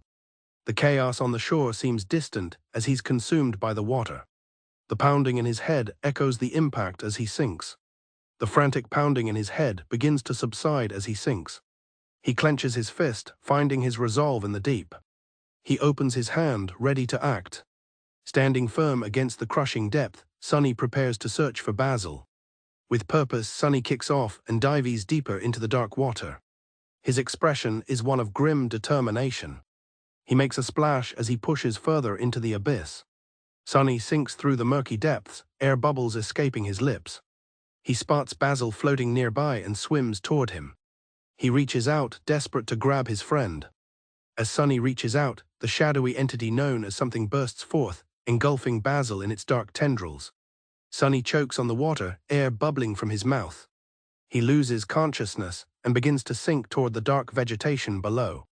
A white door opens in the abyss, and Amori steps through, watching Sunny from the threshold. Dazed and running out of air, Sunny stares at the impossible sight.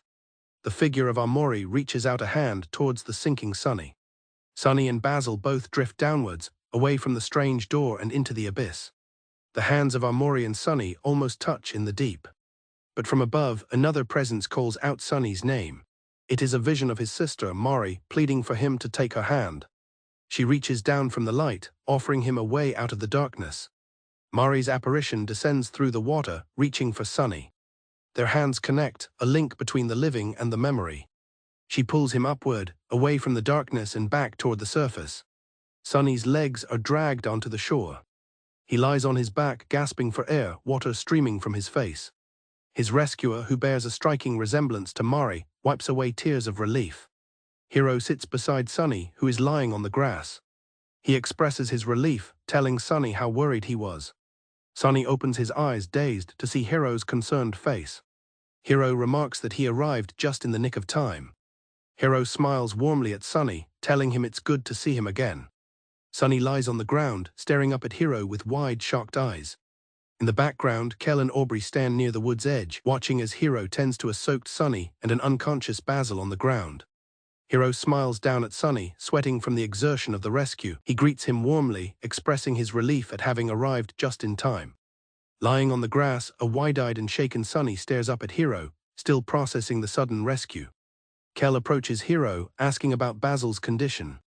Hiro explains that Basil seems to be in pain. Checking his temperature, Hiro confirms that Basil's forehead is hot and he has a fever. Hiro carefully lifts Basil into his arms, telling the others they need to go find a warm place for him right away. Sunny looks back with a worried expression. Aubrey stands alone on the path, having decided not to leave with her other friends. She calls out to Sunny, urging him to come on. Catching up to the group, Aubrey starts to question Kel about the situation. Hiro asks about the identity of the girl who just spoke to them. Kel expresses his disbelief that Hiro couldn't tell it was Aubrey, while Hiro is stunned by her new pink hair. Sunny laments not saying hello properly and wants to apologize, but Kel redirects their focus back to Basil's immediate needs. As Aubrey walks away, she reflects on how long it's been since she was last home, her feet passing by the defaced photos scattered on the ground. The photos' once cherished memories are now obscured by thick, angry black marks. Standing alone, Aubrey quietly wonders what happened to her friends during her absence. She recalls a distant, happy memory of holding hands with Mari and another friend.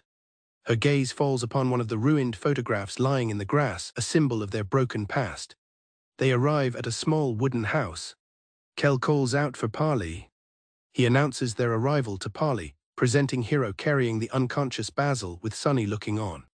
Polly appears, her face a mask of shock as she sees Basil's condition, asking what happened.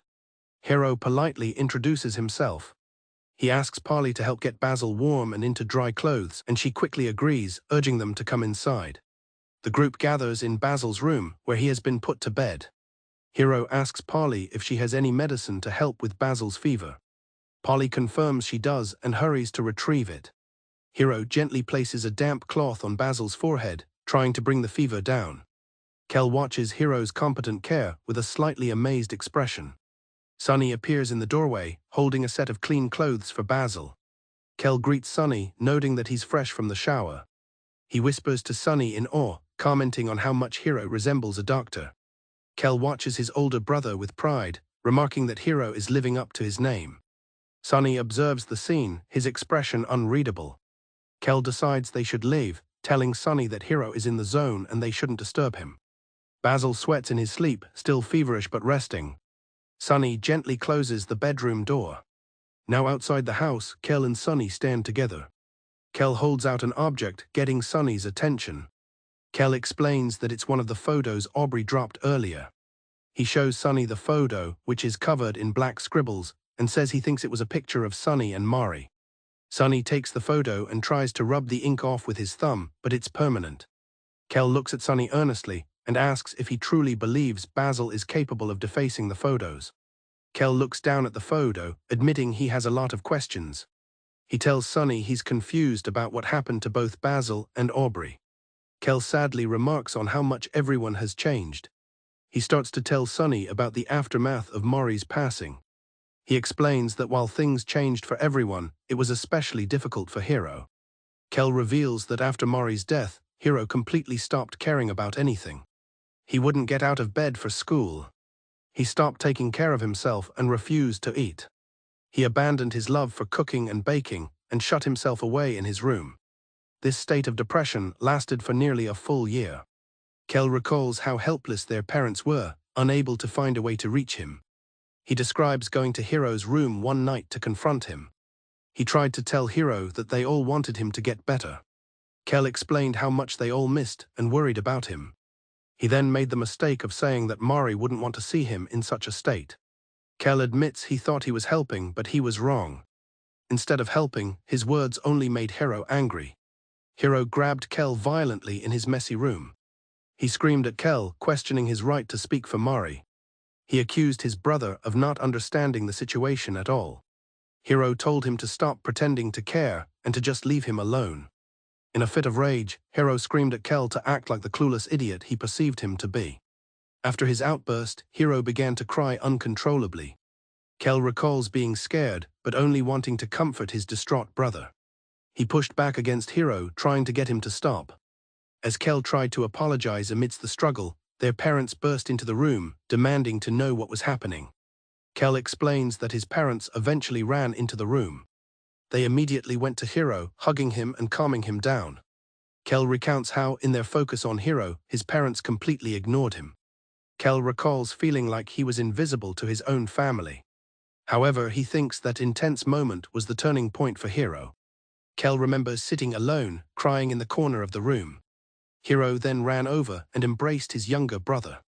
Through his tears, Hiro repeatedly apologized to Kel. Kel concludes his story by telling Sunny that Hiro gradually recovered after that night. Kel explains that although Hiro stopped cooking, he threw himself into his schoolwork. His hard work paid off, and he was accepted into a top university. Kel smiles proudly, expressing how much he admires his brother for overcoming his struggles. Sunny listens with a downcast expression, burdened by the story. Kel notices Sunny's sad face and asks him what's wrong. He then remembers the cookbook they bought and excitedly suggests they give it to Hiro as a surprise. At that moment, Hiro walks out of the house and calls over to them. Hiro jokingly accuses Kel and Sunny of gossiping about him, startling Kel. Kel quickly asks about Basil, and Hiro reassures him that he'll be fine after some rest. Hiro then turns his full attention to Sunny.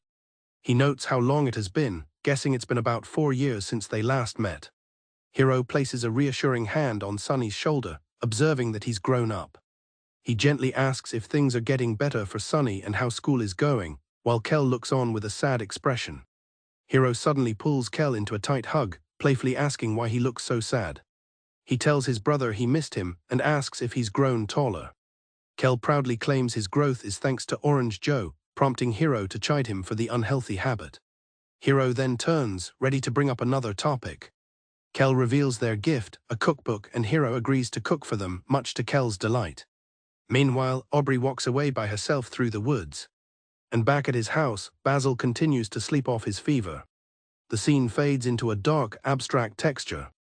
A single drop falls onto a white surface. A familiar voice urges him to wake up as he slowly regains consciousness. A vision of Mari carefully tends to a wound, wrapping it in bandages. She floats beside him, offering words of comfort. With a gentle smile, she promises to always be with him. She declares the wound healed. Mari's spirit tells him it is now time to wake up. She calls to Sunny, her voice becoming more urgent. With a final forceful command to wake up, Sunny's eyes fly open in shock. He is suddenly awake and standing underwater, now as his dream self, Amori. Amori sits on the shore, looking around the strange environment. His hand closes around a sharp object lying in the sand. He brings the shard closer, his eyes widening at what he sees. He holds up a broken piece of glass, a fragmented reflection staring back at him. The dream version of Kel runs up, excitedly calling out to Amori. He helps Amori up, asking if he's good to stand. Kel crushes the sharp shard of glass in his hand. He exclaims that he's glad to have found Amori after searching for so long. Full of energy, Kel tries to rally Amori for an adventure. But he pauses, reconsidering his excitement. Kel grabs Amori's arm, telling him things are seriously wrong. He frantically explains that they're in big trouble because all of their friends have disappeared. He recounts how they entered a big ship but got split up before he was kicked out. A strange sense of déjà vu washes over him. He feels like something similar has occurred in the past. Shaking off the feeling, he tells Amori to forget it. Kel declares that what matters now is finding their friends and pulls Amori along. The two boys head towards a large, imposing ship docked at a place called the Last Resort, with Kel confidently stating their friends are waiting. Amori follows, his expression stoic and distant. He tightens his grip on the handle of his knife. Kel excitedly pulls a quiet Amori through the dazzling casino floor of the Last Resort, marveling at all the cool games. He's captivated by the slot machines, convinced that if they stay long enough, they could win it big. But his excitement is short-lived as he remembers their true purpose. They must first find Hiro and Aubrey. Kel's energetic mood shifts to one of concern as he looks at Amori. Squeezing his bandaged arm, Amori quietly asks where they should begin their search. Kel gets close to his friend's face, asking if he's feeling all right. He points out that Amori seems distant and out of it. Kel continues to fuss over Amori, asking if he has a stomach ache or needs the bathroom. He recalls that Amori was out cold for a pretty long time. Just as he suggests they look for a bathroom, a loud crash interrupts them. Plates shatter on the floor nearby. Kel whirls around, startled, demanding to know what just happened. Kel recognizes the clumsy culprit as their friend Charlene. He kneels down, asking what she's doing so far from the forest. A menacing gator guy in a suit appears, berating Charlene for dropping another set of plates. He grabs her arm, threatening to send her to Sweetheart's dungeon if she fumbles again. Kel tries to intervene, telling the gator guy to wait. Kel angrily confronts the enforcer, telling him to stop bullying their friend. The gator guy coldly corrects Kel, stating that he is an employee of the Last Resort Casino. He forces a terrified Charlene to agree that they are mistaken before ordering her back to work. As she trudges away, Kel and Amori watch concerned. Kel tells Amori that something seemed very wrong with Charlene, as if she was being controlled. Looking around, Kel spots more of their friends from the forest playground, all working as staff. He notices they are all acting as strangely as Charlene, and points out the odd bands they're all wearing. He wonders aloud if all the staff here are in some kind of weird funk. Suddenly, a familiar voice rings out, sternly telling someone not to beat around the bush. Kel recognizes it instantly. It's Mari standing up to one of the Gator guys. She demands that he release her friends, insisting she knows they're inside. Kel calls out to her in surprise and she turns, relieved to see them. Mari is happy to have found them, but Kel jokingly retorts that they found her. The Gator guy addresses Mari with unsettling familiarity, asking why she's away from her picnic blanket. He dismisses Kel and Amori as clamless kids, stating the casino is for paying customers only. Mari pleads with the Gator guy, explaining that 2 of her precious friends are still missing. Unmoved, he tells her to scram and let the adults work their miserable jobs. As Mari protests, he violently shoves her to the ground. Mari's eyes widen in shock as she falls. Kel cries out her name in alarm. He lunges forward, managing to catch her just in time. As Kel holds a shaken Mari, the Gator guy defensively claims she walked into him, while another declares he's done wasting time. In a flash, Amori leaps forward, his expression cold and furious, and plunges his knife into the Gator guy's back. His eyes are wide with rage as he strikes. Mari and Kel watch in utter shock. Blood drips from the wound onto the casino floor. The Gator guy collapses, looking back in disbelief. He stares at Amori, muttering an incredulous "you." Enraged, the other Gator guy pulls out a gun. He fires at Amori, but the shot goes wide. Amori, unfazed, continues his brutal assault, repeatedly stabbing the downed Gator guy. Kel screams for Amori to stop as he continues his frenzied attack. He grabs Amori from behind, desperately trying to pull him away and shake him back to his senses. Kel yells for Amori to calm down, reassuring him that Mari is fine. Mari gently takes Amori's face in her hands, telling him everything is going to be okay. She looks at him with a soft, reassuring expression. Amori looks back at her, his rage slowly subsiding. She softly wipes a tear from his cheek. Mari understands that he was only trying to protect his big sister. With a warm smile, Mari assures Amori he can calm down now, showing him she's not hurt at all. Amori looks on, finally calm. Just then more Gator guys arrive, shouting for them to stay put. Kel yelps, realizing backup has been called. He urges everyone to make a run for somewhere safe. As they find a moment of safety, Kel asks Mari if the Gator guys really took Hiro and Aubrey. Mari confirms it, explaining they were ambushed while looking for Kel and Amori. She adds that the Gator guys almost took her too, but Hiro managed to convince them to let her go. Kel now understands why she was yelling at the Gator guy and wonders where their friends could be.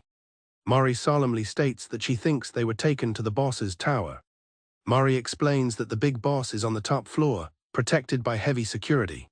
She adds that he is a cruel tycoon with no morals who forces people to work for him with phony contracts.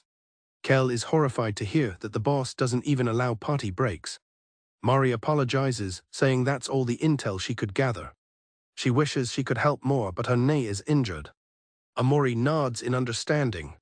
He gets Mari's attention, ready for what comes next.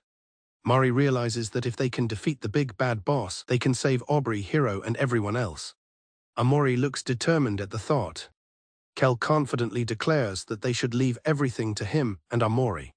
Kel vows they will save Hiro, Aubrey, and all their friends from this rotten place. Mari, worried, asks if Kel and Amori will be all right on their own.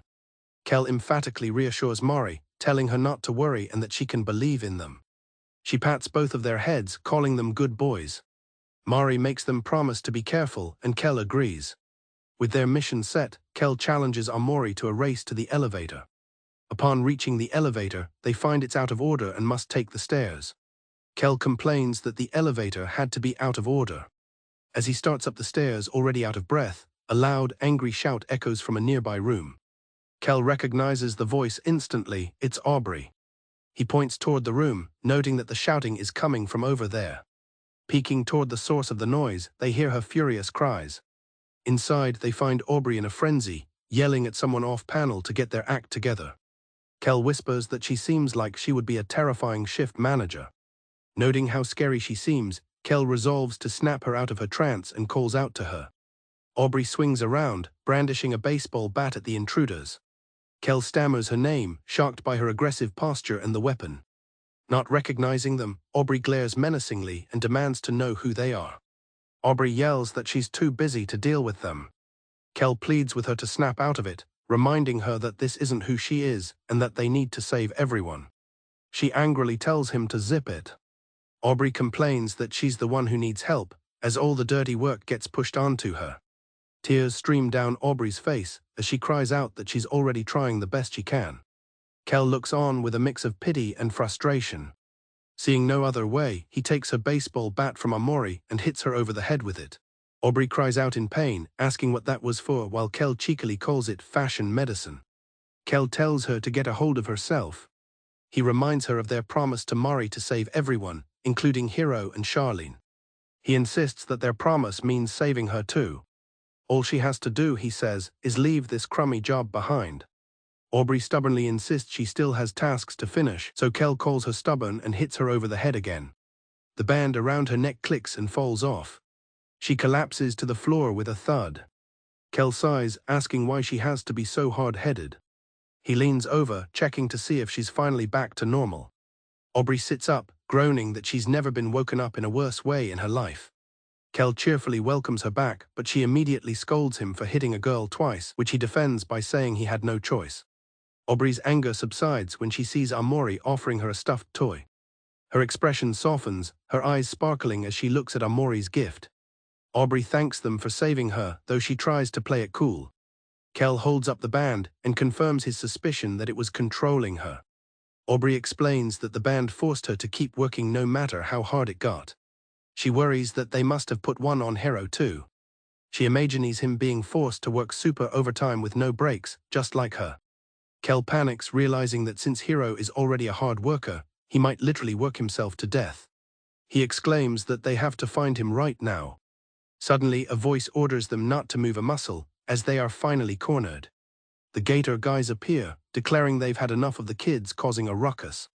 Aubrey and Kel recognize the boss's agents immediately. The Gator guys vow not to let them escape, but Aubrey defiantly asks if they think they can be told what to do. Kel tells Amori it's time to show them what's what. Amori gives a quick signal, and Aubrey's eyes light up with determination. Ready for a fight, Aubrey and Amori charge forward, weapons raised. Kel cheers that the Amori-Aubrey tag team is back. Aubrey spots a VIP elevator, realizing it will take them straight to the top floor. Excited, the three of them hurry inside and begin their ascent. Suddenly, the elevator lurches to a violent halt, throwing Amori against the wall.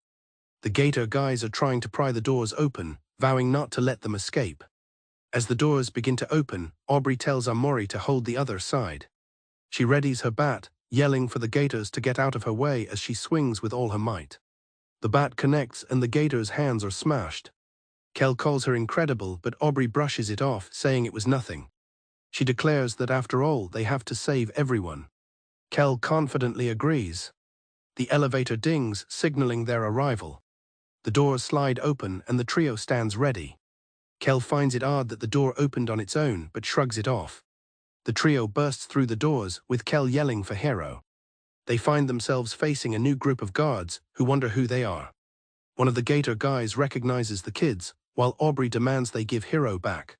The guards charge, grabbing the kids as Kel demands to know what they've done with Hiro. Amori is also restrained, demanding they release his big brother. A calm voice notes the familiar faces, and the kids look up in surprise. Kel calls out to the figure at the desk, thinking it's Hiro. The figure, partially obscured, corrects him, saying not quite. The figure leans forward, revealing a sinister grin with sharp teeth. It's Hiro, but twisted and corrupted. He insists they call him by his new title, Bossman Hiro. Kel, Amori, and Aubrey can only stare in stunned silence, horrified by the transformation of their friend. They find Hiro sitting at a large desk, flanked by Gator guys, but he has a sinister new demeanor. Kel and Amori look on in shock as Kel calls out to Hiro. Kel urgently pleads with Hiro to snap out of it, reminding him that Mari is waiting. Hiro coldly tells his brother to calm down, cryptically mentioning a newfound ultimate power. Hiro leaps onto his desk, maniacally celebrating his discovery of cold hard cash, stunning his friends. He asks why they should fret over worldly woes when they can have clams flowing from their fingertips. With a sinister smile, he prepares to make his friends a humble offer. Hiro strikes a pose, demanding that his friends now work for him, which shocks Kel. He offers yearly bonuses for daily overtime, but Aubrey finds the deal horrible. Kel argues that the conditions are unfair and asks about employee benefits. A new, commanding voice shouts. Hiro turns in surprise as his boss arrives, admonishing him for letting the kids get out of hand. A giant figure bursts through the doors with a booming laugh, startling the children. The figure reveals he knows they're the trio causing trouble for his men, and that it's time for a direct meeting. The imposing Sharkman introduces himself as the boss, Mr. Jossum, with Hiro standing dutifully beside him. Kel and Aubrey are stunned, realizing this is the big boss Mari had warned them about. Kel defiantly asks if they're expected to just give up on Hiro. Mr. Jossum finds the idea of letting Hiro go laughable. Mr. Jossum praises Hiro as the best worker he's ever hired. Hiro smirks, clearly pleased with the praise from his new boss. Kel realizes that Hiro must be under Mr. Jossum's influence, just like Charlene was. Determined, Kel shouts that they have to knock some sense back into Hiro. One of the Gator guys warns the kids not to get cocky, revealing they are surrounded. Mr. Jossum threatens them, but Kel interrupts, shouting for him to shut his jaw. Kel stands his ground, declaring that they made a promise to Mari and will not leave without Hiro, no matter what. Mr. Jossum snaps his fingers, noting their spunk but promising to crush it. The Gator guys advance menacingly. Mr. Jossum gives the order to his men. He commands them to turn the kids into fish chum, and the Gator guys rush in to attack. As they are swarmed, Kel panics, realizing they are outnumbered. Kel grips his ball nervously, bracing for the onslaught. Kel throws his ball directly at Hiro, yelling for him to snap out of it. With a cold smile and a snap of his fingers, Hiro signals his intent. He pulls a Gator guy in front of him, using the underling as a shield against Kel's attack. Kel looks on, stunned by his brother's ruthless action. The Gator guy, annoyed at being called an alligator man, corrects Kel. Kel lands a kick on another Gator guy. Aubrey cries out in alarm as Kel is knocked to the ground. Furious, she glares at the attacker, growling that they'll pay for that. She leaps into action, striking the Gator guy with her stuffed toy. Aubrey shouts that no one gets away with hurting her friends. Kel looks up in terror and shouts a warning to Aubrey about the danger behind her. Aubrey gasps, realizing the danger she is in. Amori leaps in, blocking the gun with his knife before delivering a fatal blow. Aubrey thanks Amori for saving her, relieved. Kel notes how perfectly synchronized the Gator men are under Hiro and Mr. Jossum's command. Aubrey proudly states that they're a team too, and Amori gives a thumbs up in agreement. Kel gets fired up, ready to show them who's really in charge. Aubrey eagerly agrees, shouting that she's on it. Kel throws his ball, and Amori expertly deflects it with his knife towards Aubrey. Aubrey, with a look of glee, smacks the ball with her stuffed toy. The combo attack sends the Gator guys flying, taking them all out in one fell swoop. Their coordinated attack leaves a pile of defeated Gator guys on the floor. Mr. Jossum is left speechless, wondering how they managed it.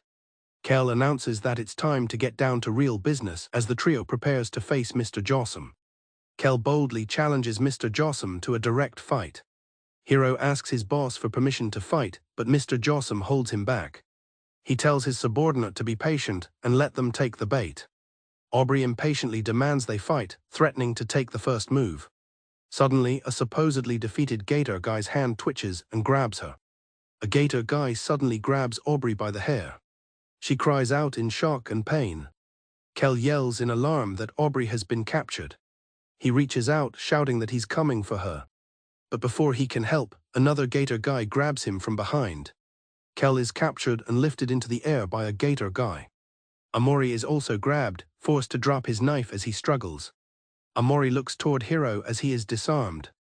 Held captive, Kel tearfully pleads to his big brother for help.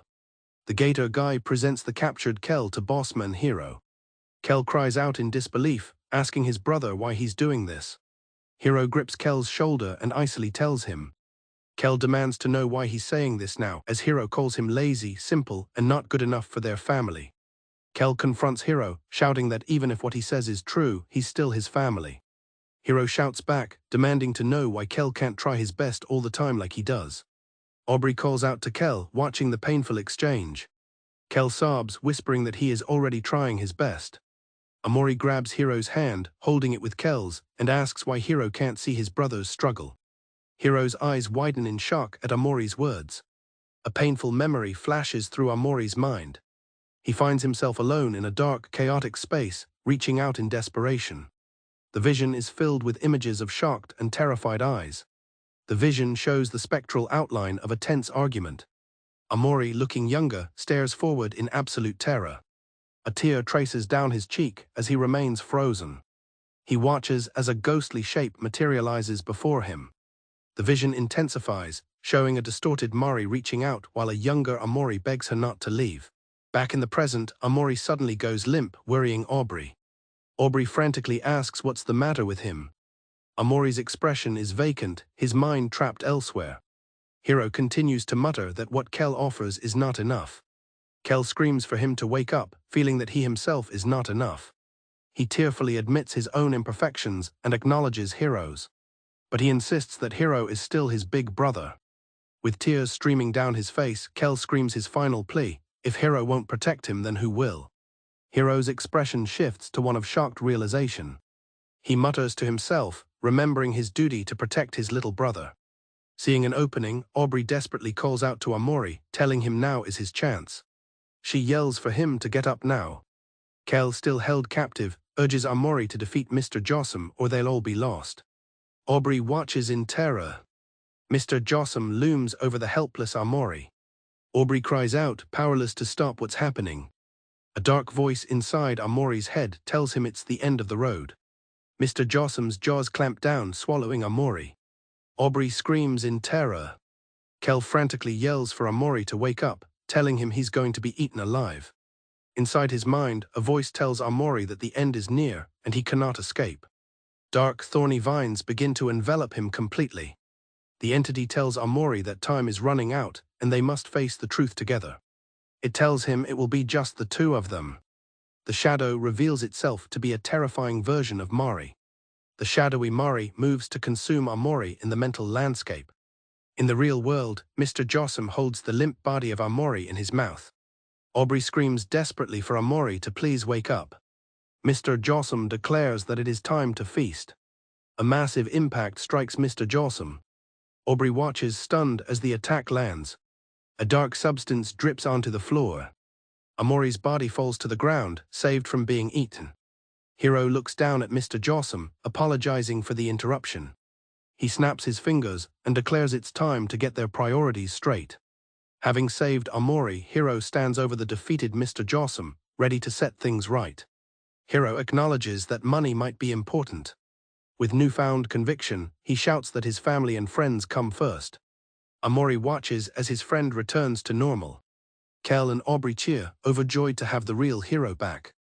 Mr. Jossum looks on, stunned by Hiro's betrayal.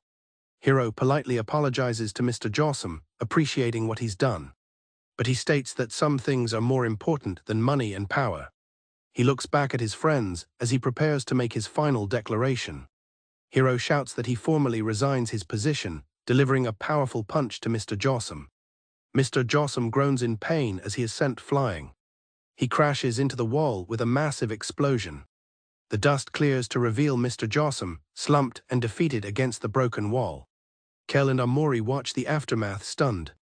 Kel worriedly asks if they killed Mr. Jossum. Hiro looks back at his friends, filled with remorse. He bows deeply, sincerely apologizing to them. Hiro admits the power must have gone to his head, while Kel reassures him. Kel smiles, relieved that his big brother is finally back to normal. Aubrey nervously tries to get her friend's attention. The massive form of Mr. Jossum rises behind them. Kel and the others look on in horror as Hiro admits he can't fight again. Mr. Jossum states that they don't have enough juice to continue the fight. He points a finger at the group, his expression unreadable. Mr. Jossum grabs the kids in a friendly manner, telling them they have serious guts. Aubrey and Amori listen, as he explains it's been a long time since anyone stood up to him. He explains that their courage reminded him of his own past, when he stood up to his father. Hiro explains that Mr. Jossom's father only cared about profit. Mr. Jossom admits that although he vowed to be ethical, he lost his way, much to Aubrey's confusion. He enthusiastically announces that he's turning over a new leaf. He invites his men to a celebratory board meeting with pizza. Kel and Aubrey comment on Mr. Jossom's unpredictable nature and hope his good mood lasts. Mari arrives, happy to see everyone is safe. The group cheers for Mari's arrival. Aubrey proudly announces that they kept their promise and got their friends back. Mari embraces them all in a warm group hug, thankful they are all together again. Their victory also meant that Charlene and the others were allowed to return to the playground. Mari listens as Hiro brings up a new topic. Hiro remembers that they were supposed to be looking for another friend. Mari struggles to remember the friend's name, suggesting Basil, while Kel finds it vaguely familiar. Aubrey suggests they draw a picture of Basil to help their search. Mari asks who is closest to Basil, suggesting Aubrey should be the one to draw him. Aubrey agrees, volunteering to start the drawing. Aubrey tries to draw Basil but quickly scribbles it out, saying it's not right. Kel watches, confused about what the problem is. He urges her to simply draw what Basil looks like. Tears well up in Aubrey's eyes as she admits she can't remember his face. Hiro clutches his head in pain, the effort of remembering causing a headache. He becomes confused, asking what they were just talking about. Amori sits down to try drawing Basil himself. He sketches a small, simple figure on the paper. Suddenly, a drop of dark ink splatters onto the drawing, ruining it. Amori stares in shock as the ink pours from a wound in his own chest. In his mind, a ghostly Mari embraces the terrified Amori. Aubrey calls out to Amori, trying to snap him out of his trance. Aubrey tries to snap Amori out of his daze. She cheerfully tells him it's time for a new adventure. Hiro and Kel discuss their next move, with Kel emphasizing their unity. Hiro asks Amori for confirmation, but receives no response. Amori's hand twitches, his mind still elsewhere. The spectral Mari's hair surrounds Amori, holding him captive. She looks directly at him, her finger pressed to her lips, demanding his silence. In a dark, empty void, Sunny stands small and alone, looking up toward a pair of hanging legs. A distorted voice whispers that this space, his mind, has always been bound tightly in his hands. As Sunny walks through the encroaching darkness, the voice continues, warning him that his grasp on this reality has begun to slip. Suddenly, he is violently ensnared and pulled backward by thick strands of black hair. A piercing screech echoes through the void. The voice declares that it is almost time, calling out Sunny's name as a shadowy hand reaches for him. He is jolted from the nightmare, his eyes wide with alarm. Sunny finds himself staring at a horrifying sight, a figure, bound and suspended within a web of darkness. In the shadows, a reflection of his own terrified face stares back at him. The disembodied voice tells Sunny that his buried memories will inevitably rise to the surface. As the bound figure struggles violently, the voice urges Sunny to close his eyes and leave the dream. With a sickening chomp, the web of darkness consumes the hanging figure, causing a splash of black liquid. Sunny can only watch in wide-eyed horror as a drop splatters onto his face. As the remnants of the figure are devoured, Sunny collapses to the ground. He remains kneeling, his face a mask of shock and despair, surrounded by the spreading darkness. Massive, pale hands emerge from the darkness, reaching for the kneeling Sunny. He looks up with a grimace of terror and defiance as the hands close in around him, threatening to pull him under. The nightmare abruptly shatters, giving way to a bright and cheerful memory. Outside a pleasant-looking house, someone enthusiastically presents a cookbook with a flourish. A younger Kel with Sunny beside him excitedly gives a gift to Hiro. Hiro is delighted, remarking that the cookbook reminds him of his old dream of becoming a chef. Kel apologizes for being loud, but Hiro quietly shushes him. The warm memory is suddenly interrupted, and Sunny finds himself back in the present. Aubrey is there asking if she spooked him. The group is at Kel's house, where he's fawning over his baby sister Sally as she sleeps peacefully in her crib. Hiro gently reminds Kel to lower his voice. Kel then proudly introduces Sunny to Sally for the first time, explaining she was born last year. Kel proudly declares that he's a big brother now. Hiro playfully asks if he's been treating her well, and Kel confidently boasts that he'll soon be her favorite. When Sunny picks up Sally's pinwheel, Kel immediately protests that it's her favorite toy. Hiro explains that since Sally has never shared her toys before, it must mean she really likes Sunny, making him special. Kel begins teasing the baby about making a funny face. He is cut short when his mother appears and loudly scolds him. Kel's mother chides them for being late for dinner, complaining that the food is cold. Hiro calmly takes the blame, explaining that he invited Kel out and they lost track of time. His mother softens, telling Hiro he's too easy on Kel. She relents and invites Sunny to stay for dinner, which Kel celebrates loudly. The group enjoys a lively dinner. Kel raves about his mom's cooking while Hiro reminds him to chew. Their mother, happy to have Hiro home, talks about getting a warm bath ready for him. She also plans a barbecue for the next day. As his mother continues making plans, Hiro interrupts, thanking his parents for the warm welcome. He then makes a surprising request. He asks if he can stay at Sunny's place for the night. His mother is taken aback, questioning his decision. She asks why he wouldn't want to spend time with his family after being away for 4 years. Hiro explains that Sunny is moving away in just 2 days. He wants to spend as much time with his friend as possible before he leaves. With a fleeting image of Mari in his mind, Hiro says he doesn't want any regrets. He says that he'd like to make Sunny's last days memorable. Sunny looks on, touched by the gesture. Seizing the opportunity, Kel eagerly asks his mom if they can both sleep over at Sunny's. Their father agrees, giving his permission for the boys to spend time together. Their mother reluctantly gives in, playfully taking Sally and pretending to leave her mean old brothers alone. Kel celebrates and excitedly tells Sunny they're going to his place right now. He excitedly suggests they build a bed fort. Hiro smiles, reminiscing about their old sleepovers and saying it will be just like before. Sunny quietly agrees. Kel yells that he'll go grab chips and salsa, while Hiro jokingly reminds Sunny to brush his teeth. The scene cuts away to a desolate, rundown barn.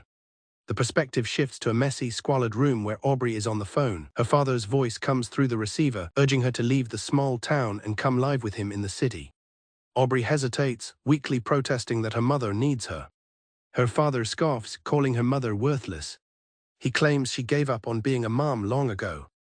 At that moment, a disheveled woman appears in the doorway. It's Aubrey's mother, and she asks who is on the phone. Aubrey calls out to her mother as her father's voice continues, calling her mother hopeless. He claims that her mother only begged to keep Aubrey, so she could treat her like trash. He apologizes for not taking Aubrey with him from the start. Aubrey grips the doorframe, trying to interject.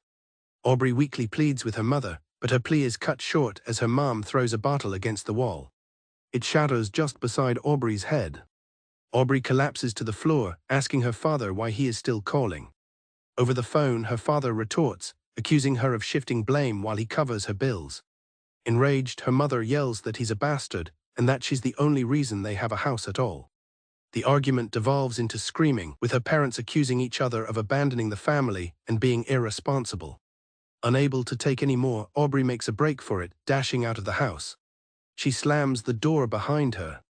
She runs, putting as much distance as she can between herself and the toxic household. As she finally stops in the quiet of the outdoors, a gentle voice asks if she's all right. The voice belongs to Basil, from a memory of long ago. He finds a younger Aubrey crying in the bushes. The scene flashes to a happier time, showing their entire group of friends together: Mari, Sunny, Hiro, Kel, Aubrey, and Basil. In the memory, the younger Aubrey has tripped and fallen. Mari rushes to her side, gently placing a bandage on her scraped knee and telling her that everything is all better now, calling her a brave girl. Mari tells Aubrey to come find her whenever she's scared. She promises that Aubrey will always be safe with her. Aubrey looks up at her with a tearful, grateful smile. The comforting memory fades, leaving present-day Aubrey alone and sobbing, clutching the knee where Mari once placed the bandage. She hears a sound and peeks around a corner. She sees her old friends, the very ones from her memory, laughing together. She watches them from the shadows, her expression pained. They are oblivious to her presence. The scene then cuts to one of Aubrey's new friends, a person with glasses who looks concerned. Aubrey retreats back into the woods, gazing at Sunny's house from a distance. Her face is streaked with tears. As she stands there, someone approaches her from behind. From her hiding spot, Aubrey watches Kel and Hiro walking with Sunny, their arms slung around him in a picture of happy, easy friendship. The sight is a stark and painful contrast to her own desolate state. As the boys approach Sunny's front door, Kel asks what's wrong, wondering if Sunny saw a cat in the bushes. Hiro asks if the electricity is still on, wanting to play their old games. Sunny, however, seems to have sensed Aubrey's presence and looks toward the woods, a worried expression on his face. Meanwhile, one of Aubrey's friends enters her empty, messy house. They note that Aubrey has been avoiding them, and finding her door unlocked as usual, they came in to check on her. They call out her name, searching the cluttered room. Finding the lower level empty, the friend climbs a ladder to the attic. The room is also empty, and they conclude she isn't home. Just as they're about to leave, they spot something left behind on a sheet. It's Aubrey's jacket. The friend finds this strange, noting that she never leaves home without it. They realize something must be wrong. Upon closer inspection, they notice some unusual stitching on the jacket. It's a small, embroidered flower. The friend looks out into the dark woods where Aubrey was last seen, worriedly wondering where she could have gone. The scene cuts back to Sunny, his expression somber and lost in thought. He is still holding the pinwheel Sally gave him. As dusk settles over Sunny's house, his friends begin their journey home. Kel remarks nostalgically about their time together, while Hiro notes how quickly the night has come. Good thing they brought flashlights. Sunny, quiet and holding a small pinwheel, seems lost in thought. A jarring welcome to a place called White Space. A boy, Omori, jolts awake with a gasp. Here, in this stark, empty expanse, he has been living for as long as he can remember. Alone with a single hanging light bulb, he stands in the void. He sits curled in on himself, isolated in the vast emptiness. His hands trembling, he touches his face, a bead of sweat tracing its path. Omori stares into his own wide, fearful eyes. He then sinks to the floor before a tall, ornate mirror, his reflection gazing back at him from the void. A sudden sound makes Omori jump and look toward the mirror. The friendly faces of his friends, Hiro, Aubrey and Kel, appear behind him in the reflection. A hand suddenly appears, as if reaching out from the mirror. The promise turns sinister as the reflection of his friends twists into a grotesque horror, their faces becoming dark, empty voids. Omori cries out in terror. He flinches away from the horrifying sight. A monstrous hand points at him from the glass. From the mirror, a torrent of giant, shadowy hands erupts, reaching for him. Omori recoils, his face a mask of pure terror. The hands close in, threatening to consume him entirely. Omori finds himself on the ground, the nightmare seemingly over, as a voice calls his name. His friends gather around him, concerned. Hiro asks if he's all right, and Mari reassures him that they will always be with him. The friends quickly rally, their focus turning to adventure. Hiro suggests finding food, and Kel excitedly adds the idea of a picnic with Mari. Omori remains in a state of shock, unable to join their enthusiasm. Ignoring Omori's lingering shock, Kel urges him to hurry up.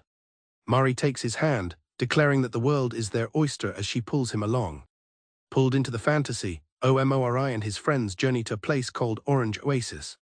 After a battle, Kel triumphantly announces their victory over the unbred twins, who look on in defeat. The adventure continues. Kel celebrates finding Hector, and Aubrey teases him not to lose the pet rock again. Yet amidst the joy, Omori's expression remains distant and troubled. The friends continue their journey, hand in hand, through a cavernous area. Another victory is declared by Kel, this time over the defeated slime girls. Battered but victorious, the group celebrates again. Kel expresses relief that they weren't turned into science experiments, and Hiro praises their teamwork. Mari, ever cheerful, exclaims how much fun it is and eagerly pulls Omori toward their next adventure, but his face is a mask of wide-eyed horror. Suddenly, a massive, shadowy creature named Humphrey emerges from the depths with a great splash. The friends are shocked. Hiro shouts its name in alarm while Kel cries out in disbelief, thinking they had already dealt with this foe. Omori is frozen, staring into the distance, unresponsive. His friends notice his strange behavior, with Hiro asking what's wrong and Aubrey wondering if he wants to leave.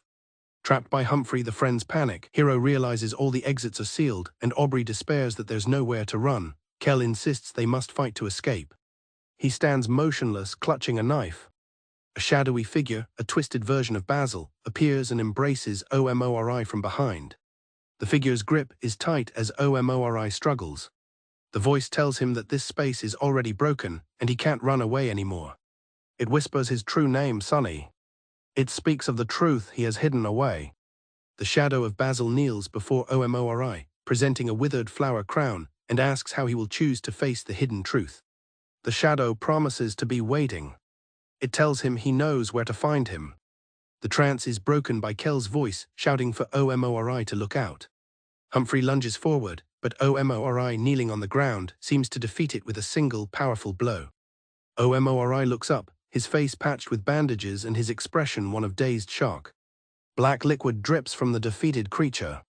Omori remains kneeling beside the defeated Humphrey. His friends celebrate their narrow escape, cheering about their teamwork and how Humphrey wasn't so tough after all. Hiro checks on Omori, but his attention is elsewhere. He stares at the disintegrating flower crown in his hands. With a horrified gasp, Omori drops the crumbling crown. His friends call out his name, confused by his actions. He takes off running, leaving them behind as they wonder where he's going. They try to entice him with new quests, but he ignores them. He runs through a desolate landscape of gnarled dead trees. He enters a dark, tunnel-like path, the way forward illuminated by a strange light. He pushes onward, his face set with grim determination. As Omori looks at some dead sunflowers, his thoughts drift to Basil, who once explained that each flower has its own special meaning. His friends catch up, asking where he is taking them and noting the creepy, dead flowers. He remembers Basil's words about different flowers representing their friends: tulips for comfort, cacti for Kel's resilience, roses for Hiro's love, and sunflowers that always face the sun. The memory of Basil's voice concludes that some flowers help people see a brighter future, just like Sunny. A scribbled-out image of Basil in overalls appears in his mind. His friends call for him to wait, confused about why he is heading toward nothing. Shaken, Omori pushes through a thorny barrier. He arrives at a clearing where a giant shoe has been converted into a house, surrounded by grasping, shadowy trees. A voice from his memory, Basil's voice, whispers not to worry. The voice continues, promising everything will be okay as a shadowy figure of Basil emerges from a pool of darkness. Omori declares that it's time for them to face their truth together. The shadow calls out Sunny's name as it reaches for him. Omori is suddenly impaled by dark tendrils. Omori faces his shadowy counterpart. With his knife in hand, he prepares to strike. He grits his teeth and lunges forward, slashing violently at the figure. Omori stands over the dissolving form of his shadow. The darkness dissipates, leaving Omori standing alone on a wooden floor. He appears calm, his eyes closed. He clenches his fist, a gentle braze seeming to mark the end of the confrontation. As Omori turns to leave, Aubrey grabs his arm, begging him not to go. Kel pleads with him, saying they can do anything he wants there, but warns that if he leaves now, Omori seems to acknowledge that everything will be different. His friends gather, asking why he's acting this way, and reminding him that they're his best friends. Aubrey begins to cry, asking if he doesn't want to play with them anymore. All the while, Omori watches, his expression unreadable. Kel and Hiro try to comfort her. Mari speaks up, reminding everyone that Omori cares about them more than anything in the world. A shadowy hand appears over Omori's head. His friends embrace him in a group hug, their faces filled with concern. Kel asks what's the matter, but Omori remains silent. He brandishes his knife. Omori gently removes his friend's hands from him. He turns his back on them and walks away. He takes a final step into the darkness. His friends watch in horror as the shadowy hand looms over them. With his eyes closed, he accepts his fate. Omori begins to float, suspended in darkness. His friends scream his name one last time.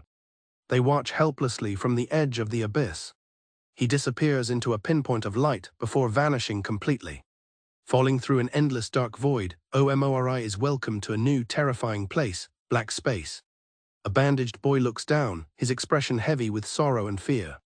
His face is slick with sweat, his eyes wide with a dawning horror. He sits on the floor, gazing at a coffin bathed in an otherworldly glow, a grand piano looming in the background. The chapter title reads, "Welcome to Black Space." Omori stares in shock at the open coffin, revealing Mari, who lies peacefully within, adorned with flowers. A voice asks Sunny if he remembers, and Omori's eyes widen in terror. From the coffin, the voice continues to question him. A horrifying figure with long, dark, grasping hair emerges from the coffin, looming over a terrified Omori. The creature, a grotesque parody of Mari, looms over Omori as he tentatively reaches for it. Omori screams in terror, his face a picture of pure horror. He looks up, dwarfed by the nightmarish entity. Omori's eyes snap open in shock. He stands before a single black door, which casts a long shadow across the floor, surrounded by dying flowers. A caption reads, "A black door casts a heavy shadow." Omori's expression is one of grim determination. He clenches his fist, steeling himself. He walks toward the black door. The door clicks open and he steps into the void. Omori stands at the edge of one door, looking out into a void filled with countless other floating doors. Omori looks up in alarm as the doors begin to move. A doorknob turns and a door creaks open. The doors fly around him in a chaotic whirlwind. A shard of a door impales him through the neck, and he gasps in agony. Horrific monsters, including the single-eyed something, emerge from the chaos surrounding Omori. Omori lets out a terrified scream. A massive, terrifying shadow descends upon the small, fleeing figure of Omori. Omori whips his arm back, ready to fight. The wound on his arm throbs painfully. A disembodied voice warns him about running from his demons. A shadowy version of himself appears behind him, whispering that his demons will only grow stronger. The figure tells him he must find the hidden truth within this space. It urges him to act before it's too late. Omori is hurtled through the void toward another door. He crashes through the door with a loud bang. Omori finds himself in a forest of stumps with a path leading toward a hanging figure in the distance. Tears well in his eyes as he looks out at the desolate landscape. The dark, hanging legs of the figure are visible just above a tree stump. He carefully navigates the path of tree stumps. He peeks from behind a tree, his eyes wide with fear. The terrifying creature something emerges from a stump, its voice calling for Sunny. The creature looms over Omori, its massive eye fixed on him as it whispers his name and "I love you." In a flashback, the hanging figure is visible in the background as the whispers continue. A shadowy Basil explains that it's always there now. He tells Sunny that it's been there ever since that day and that Sunny can see it too. Basil asks if Sunny can see the something behind you as the creature looms behind Omori in the present. Basil cries out in fear. He begs Sunny not to leave him. Omori, channeling Sunny, apologizes profusely. Basil desperately asks for forgiveness from his best friend. As the words "I love you" and Sunny echo, Omori embraces the terrifying creature. The shadowy presence and its whispers linger in the dark room. Omori runs, trying to escape the clinging darkness and its words. The pleas and confessions of love echo around him. He throws a door. He slams it shut with a loud bang. He tumbles down a long, dark staircase. He collapses at the bottom, weak and trembling. His hand reaches for a large knife lying on the floor. Holding the knife, he looks up with a disturbed expression. A voice in his head declares that Manhwa has been very, very bad. A tall, shadowy figure with cat ears and a suit stands before Omori. The figure states that Manhwa should be punished. A shadowy hand appears, and a voice asks Omori if he agrees. Omori stares blankly, his eyes wide. Manhwa the cat lies on a table, meowing softly. Omori stares ahead, his face a mask of horror. He looks down at his trembling hands, the cat-like figure watching him. The figure tells him that if he wants a way out, there is a way. The figure tells him there is always a way. It gestures, saying the key is right here. It tells Omori to do what he usually does. The figure is sure that Omori understands. Omori points the knife towards Manhwa, who meows again. Omori sweats, trembling with indecision. He looks up in terror as the room seems to crack. The figure announces that time is ticking as the space distorts and creaks around Omori. It warns that he will be crushed if he stays. It adds that waiting too long is something he might regret. Omori flinches as the space around him continues to crack. A brief, distorted memory of Mari appears. He squeezes his eyes shut, overwhelmed by the pressure. Omori collapses to his knees in despair. As Omori watches in horror, a maniacal, blood-splattered version of himself emerges from the splintering environment, knife in hand. The cat-like figure taunts him, asking what's wrong. It mocks him for waiting for something to happen. Omori coldly states how unfortunate this is for his opponent. He plunges his knife into his doppelganger. The blade sinks deep with a violent stab. Omori looks up, his face sweaty and pale. He scrambles backward in a panic. He finds himself sitting in a dark wood, a large spider crawling near his leg. A voice calls out, thankful that Omori is awake. Basil smiles, relieved, explaining he had been waiting for Omori to find him. He laughs, noting the irony that he found Omori instead. Basil asks if Omori tended to his garden, while Omori recoils from the spider on his shoulder. Omori jerks away, flinging the spider off as Basil looks on in surprise. Basil remembers, stating that Omori isn't good with spiders. Basil reassures Omori that spiders might look scary but won't cause harm. Omori remains terrified, unconvinced by Basil's promise. Basil chuckles, admitting his advice is easier said than done. As the bushes rustle, Basil suggests they leave together. Unseen by Basil, a monstrous entity made of spiders and vines begins to manifest behind him.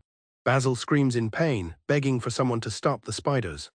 The spiders crawl all over Basil, who screams for Omori's help.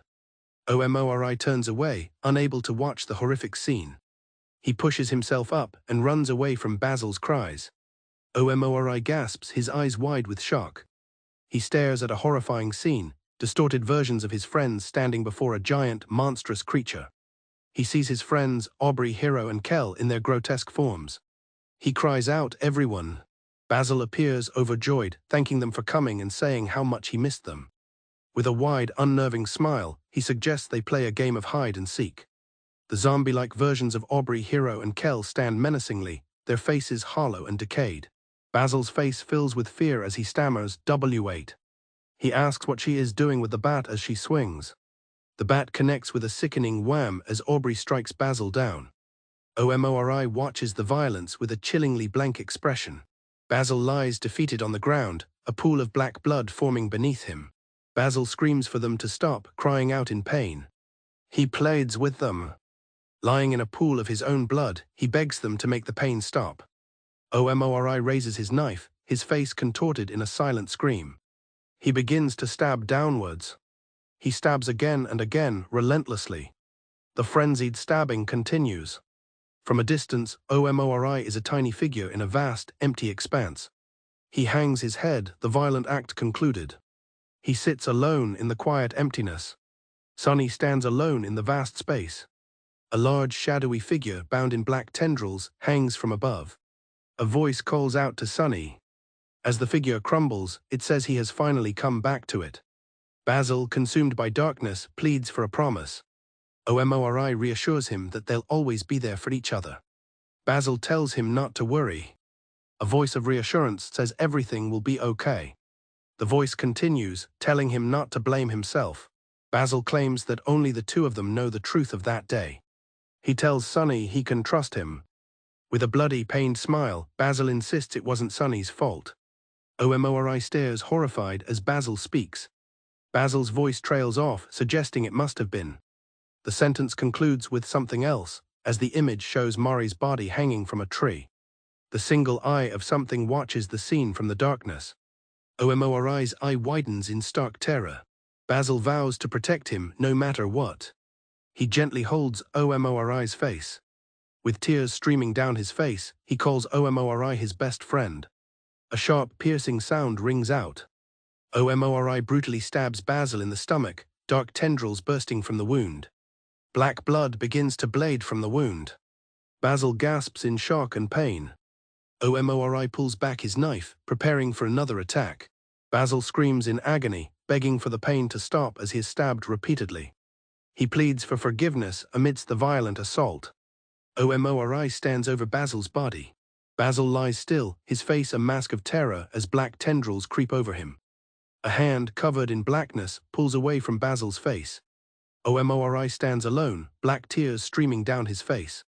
Omori collapses over Basil's body. A large bulge forms on his back. His back rips open. A dark, viscous copy of himself pulls itself out of his back, merging with him in a grotesque embrace. The darkness recedes, revealing only the hanging legs of a figure. Sunny stands alone, looking terrified and frail in the stark white space. He peeks around a corner, his face a mask of pure terror. The dying Basil looks up, weakly calling for Sunny. A shadowy hand slams down, with Sunny watching the scene from afar. Sunny watches in horror, tears welling in his eyes. The perspective shifts back to Omori, his face covered in black blood, his expression grim and resolved. In an endless white space, Omori, knife in hand, stands opposite Sunny, the two versions of the same boy face